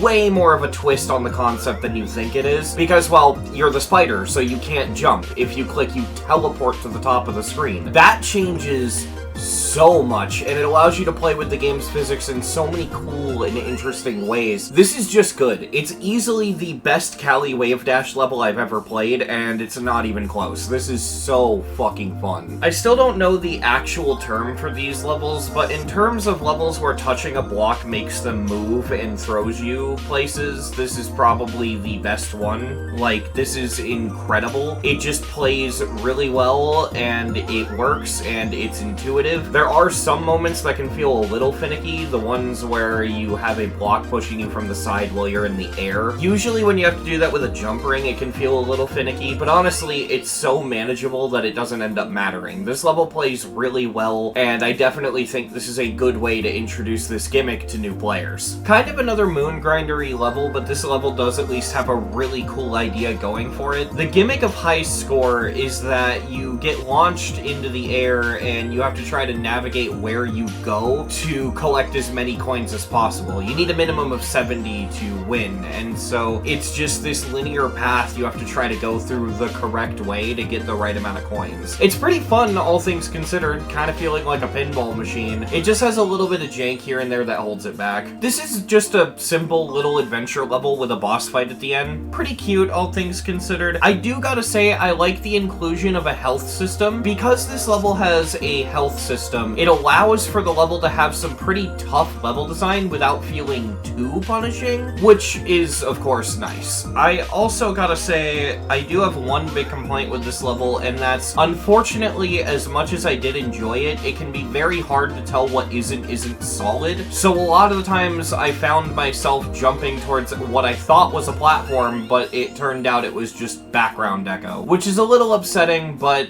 it ended up being fine despite that. It's just something you have to power through. This is the oldest rated platformer demon, although funnily enough, not the first to get rated. It actually took a little while for this level to get rated, but it is the oldest rated platformer demon, and it definitely shows. This level is incredibly simple, however, I think for that simplicity, it's actually pretty solid. This level kind of plays like a really simple platformer flash game, something like you'd find on Cool Math, but unlike all the levels I've compared to B Cubed, I don't really have a comparison to make with this. It feels pretty original. It just has that old school flash game feel to it. Gameplay wise, there's not much to say. It's just a platformer level. What you see is what you get. I think the one thing I do have to comment on though is I don't really like that the pads are actually just like blocks in the ground that are colored, because that just kind of confuses me a lot. Like, even after I've completed the level, I just have a hard time wrapping my head around that, but ignoring that, this level's really good. The simulation is a pretty fun idea. Basically, this level starts you in a generic platformer. Think basically any of the levels before this point that I didn't have complaints, but also didn't have anything to say about. It's a bunch of those, except you start in one of those, and then suddenly the level glitches, and it's revealed that you're in a simulation, and basically you have 3 different simulations simulations with 3 intentionally overly generic platformer levels, and you have to do weird shit inside of them to get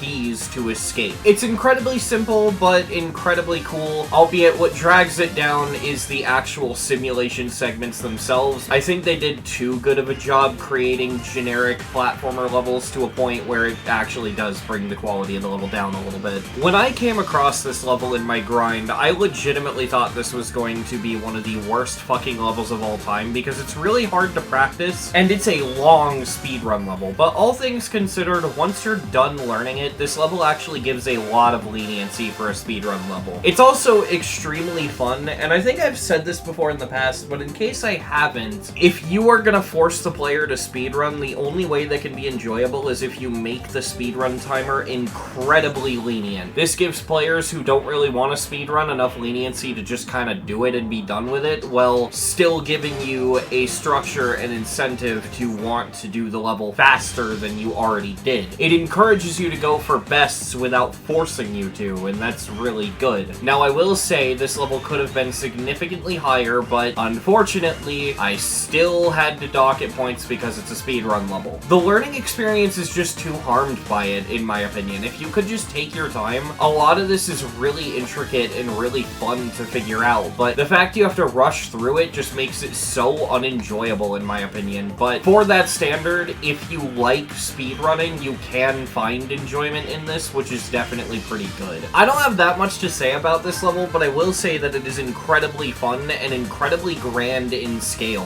This is an adventure level, but it kind of reminds me of something like VVVVVV. It's really cool. I don't have that much more to say about it, it's just neat. Genuinely probably one of the best platformers in terms of simple platformers that feel like GD levels. I am blown away by how good this level is, and the funny thing is, for whatever reason, I used to fucking hate this level, and looking at the old footage of completing this, I'm pretty sure it was just skill issue. No joke, when I was working on this video, this level was originally in like the 130 range because of where it was placed based off my original completion, and I saw the footage of the level while I was gearing up to edit it into the video, and I just knew that its placement was wrong. Like, I was watching myself play it, and all I could think is, this looks easy and good. I feel like I'm wrong. And then I did a practice run, and I said, this is easy and good. And I beat it, and it ended up being one of my favorite Easy Demon platformers, so I have no idea why I hated this. To be fair, it does use some pretty tired and generic platformer tropes. In fact, it uses several of them. It has forced speedrun sections, it has swap block sections, it has just a lot of awkward gameplay, but I find that the level is polished enough to where none of that ends up actually being an issue, because while it uses game mechanics that I do not like, it uses them well enough to where I still enjoy the gameplay despite that. All around, just a solid level. If I could say really anything negative about it, there is one gimmick the level uses occasionally where you have this button that you can hit to change the color of the player. If you are gray, you can touch gray objects like gray spikes and gray blocks. If you are white, you can touch the white objects and white spikes, and so you have to make yourself the correct color to get into certain paths, and it never really feels properly explored because it really just feels like, oh, you go into one section, and then you swap color and you go into the next section. And I feel like this could be used for a lot of interesting maze mechanics and puzzle mechanics, but it never really gets explored enough because we have to make room for the stupid speedrun section that nobody asked for. And I do think that I'd like to see a platformer exploring specifically just that gimmick because I do really like it. Other than all of that, though, that's really all I have to say. This is a really good level. This level's kind of insane. It's an entire game within GD, which is more of what I want to see out of platformer. And in this level's case, it's you swimming around in like a little submarine boat thing, and it's all like exploration and shit, and it's really cool. There's also some segments where you exit the boat and you can travel around as the cube, but most of the level is spent as the boat. And it ends with a boss fight that's actually really intuitive and really fun. design. This is just a good level all around. This is another one of those Moon Grinder-ish levels that I just don't have that much to say about. Basically, you're given this wide open space to explore and try to navigate, and your goal is to collect these spies, which basically means the goal of this level is to collect 50 things hidden throughout the level, and it is as simple as that. It's a very, very simple level, and the reason it is so high literally just comes down to how intuitive it is, nothing more. This level is a fucking fever dream. It's a how to platform a room level, but it makes it so that every single room is different. It's a unique experience, and this level covers a lot of ground in only 30 rooms. There's so much variety and creativity here, it is insane. If I just put 2 rooms side by side, you can barely tell they're the same level, and it gets fucking off the walls with the shit that it makes you do. It's incredibly creative, and the only problem with it is that it's incredibly unbalanced. Yeah, the gameplay gets very frustrating after a while because there's just some parts that don't play as well as others, and in some cases you can have like insane demon difficulty platformer gameplay for like a room, and then it goes back to barely even being demon. That's actually why I docked at one point in the gameplay, because while I think this level is good throughout the entire thing, I do have to just dock at that one point because its balancing is so atrocious that I could legitimately see people dropping the level because of that, and that's not a good thing. A lot of troll levels, the crux of their issue is that you don't enjoy dying to them. And make no mistake, you're supposed to get mad dying to a troll level. The level is meant to fuck with you, but more so what I mean is you get mad in like the this level sucks kind of sense. And a lot of troll levels, if done right, are supposed to kind of make you go, oh, I see what I'm supposed to do. And that's exactly what this level does. In terms of troll levels, this is done extremely well because the level, despite being a troll level, does a really good job at slowly introducing its gimmicks over time so that you at least have a chance to read the ways the level fuck with you. Don't get me wrong, this level's still filled with cheap trick level design, but it does a good job at preparing you for that. I mean, here's a good example, right? The level is filled with triple spikes that move right when you go to jump over them, so you have to jump after they move. A horribly mean decision, but the level primes you for the fact that this can happen by having one single one in the starting room before you actually start the level, just to kind of go, hey, by the way, this can happen, which makes it feel a lot less like a gut punch when it happens later because you end up kind of blaming yourself, which is a good thing. This level just kind of understands game design in a way that I think is very important when making a level of this nature, and that makes me appreciate it a lot.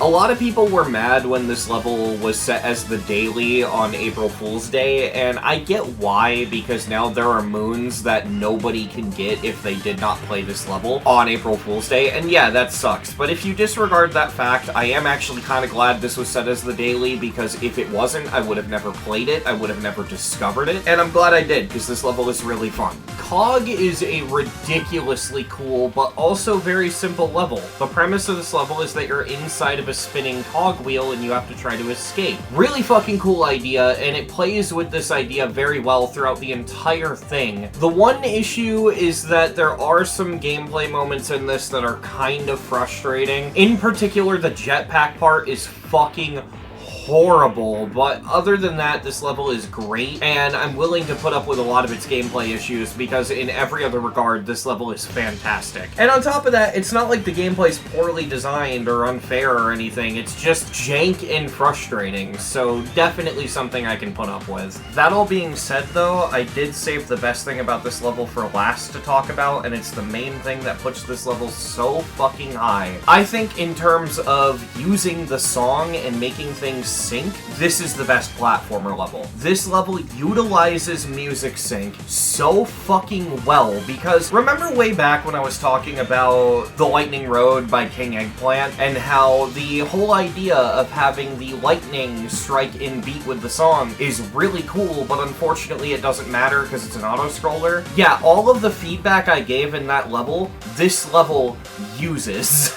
I don't know which came first, and honestly, I don't feel like checking right now, but whatever the case, I don't know if this level came before or after. All that matters here is that this level does exactly what I said that level should have done, and this level proves why that is really cool. See, as I mentioned, this level is basically you inside of a giant cogwheel. That's the gimmick of the level. And because you're inside of a giant cogwheel, basically every fucking thing ever that you need to jump on rotates and moves in some way, and all of the little movements sync with the song, and the beat of the song isn't steady either. I'll play a couple seconds of it real quick.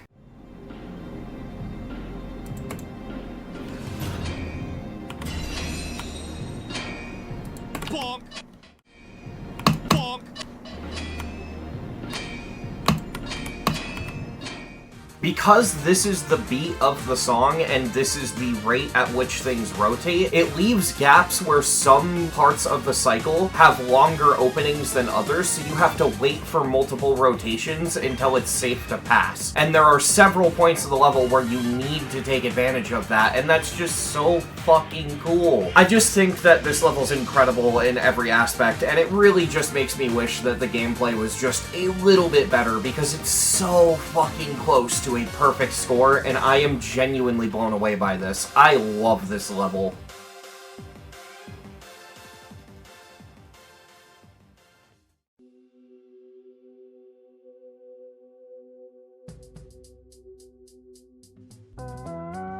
So, we finally made it. This video has been a roller coaster for me, and I am extremely proud of what I've managed to do here. This is the end. We are about to enter the top 10. Conveniently, every level in the top 10 happens to consist of levels that have received a 100 out of 100. From this point on, the levels are no longer ordered by score, at least beyond the fact that they are in the top 10 because they're hundreds. The 100s are sorted manually, by my own order. Every level here, in my opinion, does something special in its own way. They push platformer mode in at least one way, and provide a unique experience you can't really get anywhere else, in my opinion. More than every other level on this list. If any of these sound interesting to you, try them. I highly recommend them all. With that out of the way, let's get into the top 10.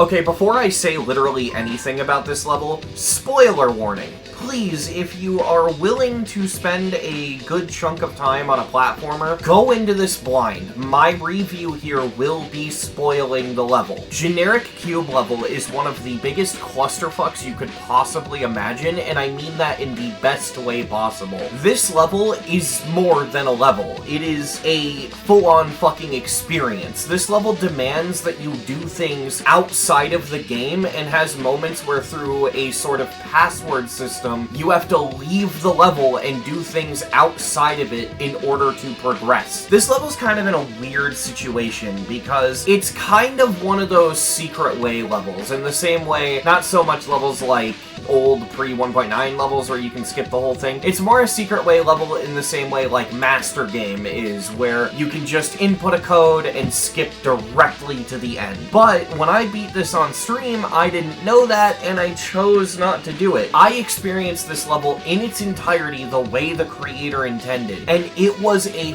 fucking wild experience. I really don't have anything negative to say. I think if I had to nitpick, the level requires you to do some pretty fucking stupid math, and while this is not the level's fault, and I am not docking it points for this, I'm kind of brain dead when it comes to math. I've always been bad at it. It was my worst subject in school, and because of that, when the level demands you do math like this, I'm naturally going to completely explode mentally. It's just fucking not something I'm capable of doing. And so because of that, I had my chat help me through a lot of this experience. But goddamn, bro, even with that in mind, this shit was such a wild fucking experience. And the moment this level had me play some like random recent tab garbage only for me to realize that the clue wasn't in the level, it was in the description, that is insane. Like, I had like a full-on goddamn mental breakdown playing this, but in the most enjoyable way possible. It's a fever dream. It is a fucking fever dream, and it's an experience that you cannot get anywhere else. So this level is actually the one in the top 10 that I have the least to say about. And that's not for lack of content or quality, it's just that this level's very easy to summarize. I can explain it in a sentence. This level is basically just a space shooter, akin to if R-Type was a good level. And I really like it. I think it's a lot of fun. Where the quality of this level comes in is, first of all, it's just well made and it's fun. Secondly, I like the progression system and the menu system and just how well this level goes out of its way to present itself as more than a GD level. This feels like a full-on game that you could put quarters in on an arcade. It has a full-on progression system with waves, and every third wave, I believe, ends in a boss fight, and it's just really fleshed out and really polished. This is a genuinely impressive level, and yeah, definitely worth playing. Would You Rather is a very simple concept, but the level pushes it to the absolute extreme. Basic concept of this level: you are presented with a series of would you rather questions, such as would you rather straight fly or needle, and basically whichever you choose, you have to deal with. It ends up being a room level where you get to basically choose which rooms you go through, which is already a very unique concept, but the level pushes it even farther by having you do impossible quiz bullshit with the questions, as some of the questions just kind of troll you a bit, getting stuff like really awful robot needle precision gameplay or take your chances with this option, which is a ridiculously funny thing by itself, but combined with all of that, if you're smart with what you pick, it's possible to get a path that's really easy, or alternatively, you can get a path that's stupidly difficult. I mean, one of the options in this level is literally do the last 2 rooms of Chromicide. This level has such a good sense of humor, and on top of all of that, it is a joke level that understands that despite it being a joke, it still needs to try to be fun. The best I can describe what this level is it's like a tycoon. You're dropped into the level, and you're given a task list, and you have to do these tasks in order to progress. Basically, all the tasks give you achievements, and if you get enough achievements, you can leave and end the level. And where the beauty in this level lies is that the tasks themselves are really funny and entertaining. Stuff like watching fake ads that the creator of the level made that are extremely funny in and of themselves, or doing jobs which are all, again, very absurd. One of the jobs literally requires you to jump into a pit and die over and over again. And the level is filled with all of this kind of stuff, and on top of all of that, there are NPCs you can talk to that are really funny, and the level's just filled with a really good sense of humor that makes it very engaging and very fun to play. This level is a massive upset because I did not expect it to be this high. It is incredibly simple, but there's a lot going on in it that makes it very entertaining. This level's premise? Very simple. Do 100 jumps. That's it. It sounds incredibly simple, right? Well, the thing is, the pacing of the level, combined with how interesting the jumps themselves are, it results in a level that just feels like kind of a gauntlet of jumps. It really does feel like a sort of marathon. It's also well-paced in terms of checkpoints, because the level gives you a checkpoint every 25 jumps, which I think is a pretty reasonable pace for the level, and it just ends up being a very fun level to play. This might be the best platformer in terms of robot gameplay. I think it uses the robot very well. A lot of the gimmicks utilize the mode. It really shines here. I don't have that much more to say beyond that. This is an incredibly simple one, and I just didn't expect it to be this high, but it goes to show how well made it is. I'm gonna be 100% honest. This one being placed where it is 100% biased. I just like this level. I think that the gameplay score, especially, you could argue is very biased here, and I could totally understand if someone lowered this significantly if this was their list. But I just think this level's fun. It's brain dead, sure, you're just fucking hitting a block over and over again, but it's typical clicker progression. This level, I can honestly say, the way you can determine whether or not you will like this level just comes down to if you enjoy number go up. And I personally do. I think it's very fun. This level honestly has 2 reasons that it's so controversial, and I am okay with both. I think think both make it fun. But the first reason is what I just mentioned, that it's a clicker. The second reason, though, is that this level takes around 2 hours on average to complete. Again, keep in mind, this level is just hitting a block over and over again. And like I said, I don't mind this at all. I think that this is incredibly fun. What I ended up doing is beating this on stream, and trust me, with long levels like this, that helps a lot. With levels as shit as Difficulty Clicker, all the way as levels as good as this. And Difficulty Clicker is actually a pretty good level to bring up here, because what makes Difficulty Clicker so bad, but this so good? Well, it comes down to the fact that in terms of a clicker, this level's progression is very, very good. The upgrades actually help speed things up to a point where it doesn't feel like you're just fucking mashing buttons. And while I do describe it as you're just hitting a block over and over and over again, the level gives you other things to do, and it has like a good shop system that actually has stuff to work towards. It's just a solid level. It's a well-made clicker, and I enjoy it because of that. But, like I said, if this didn't make your top 10 list, I would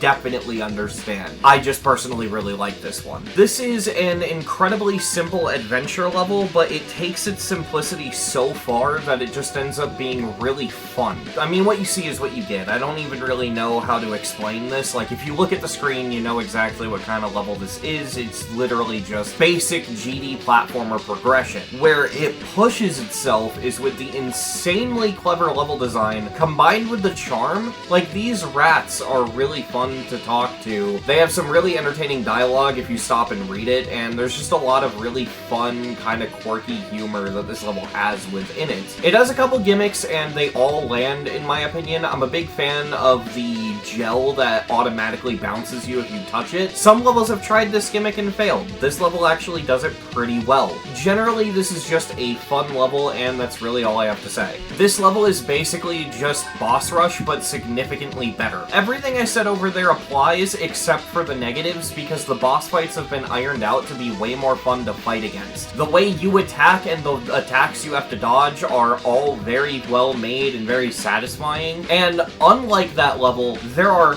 so many boss fights. You're only required to do a total of 4. You have to fight against the boss from Slam by Rafer, you have to fight against the Abomination from Ultraviolence, and you have to fight against the Eye from I Spy with My Little Eye. All of this eventually accumulates to a final boss against the Illuminati.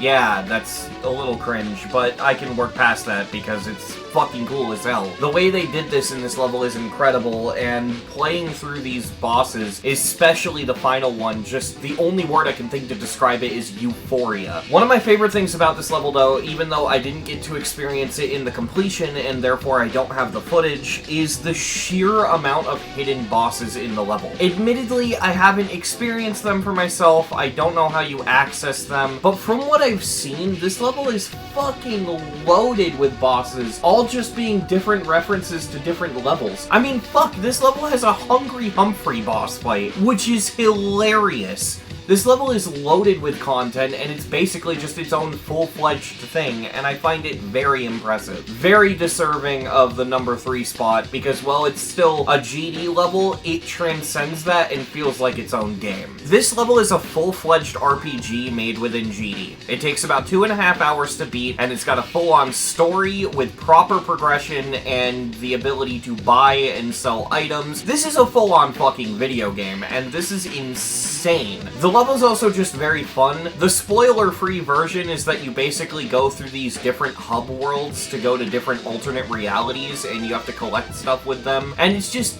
very cool. There's also some boss fights that are very satisfying, and it has a really good hub world where you can do stuff. It's got a quest system. This level's just fucking insane and way out of the scope of this video. I could say so much more about it, but what I do want to focus on for a second, because it enhances it way further, is that unlike Towerverse 1, the level design is entirely just on point and solid, and the balancing throughout the entirety of the 2.5 hours is completely flat, meaning if you can do one part, you can do the entire thing. Don't get me wrong, it still has a sense of progression, and things do get harder, but they don't get harder in a way that's bullshit. They get harder in a very natural way that makes the entire level just feel like a flat, smooth experience. I also think that the combat in this level feels really good. The sword is very satisfying to use. Everything about this level is 100% on point, and I am very, very impressed by it. And finally, the best platformer in Geometry Dash is Quarion.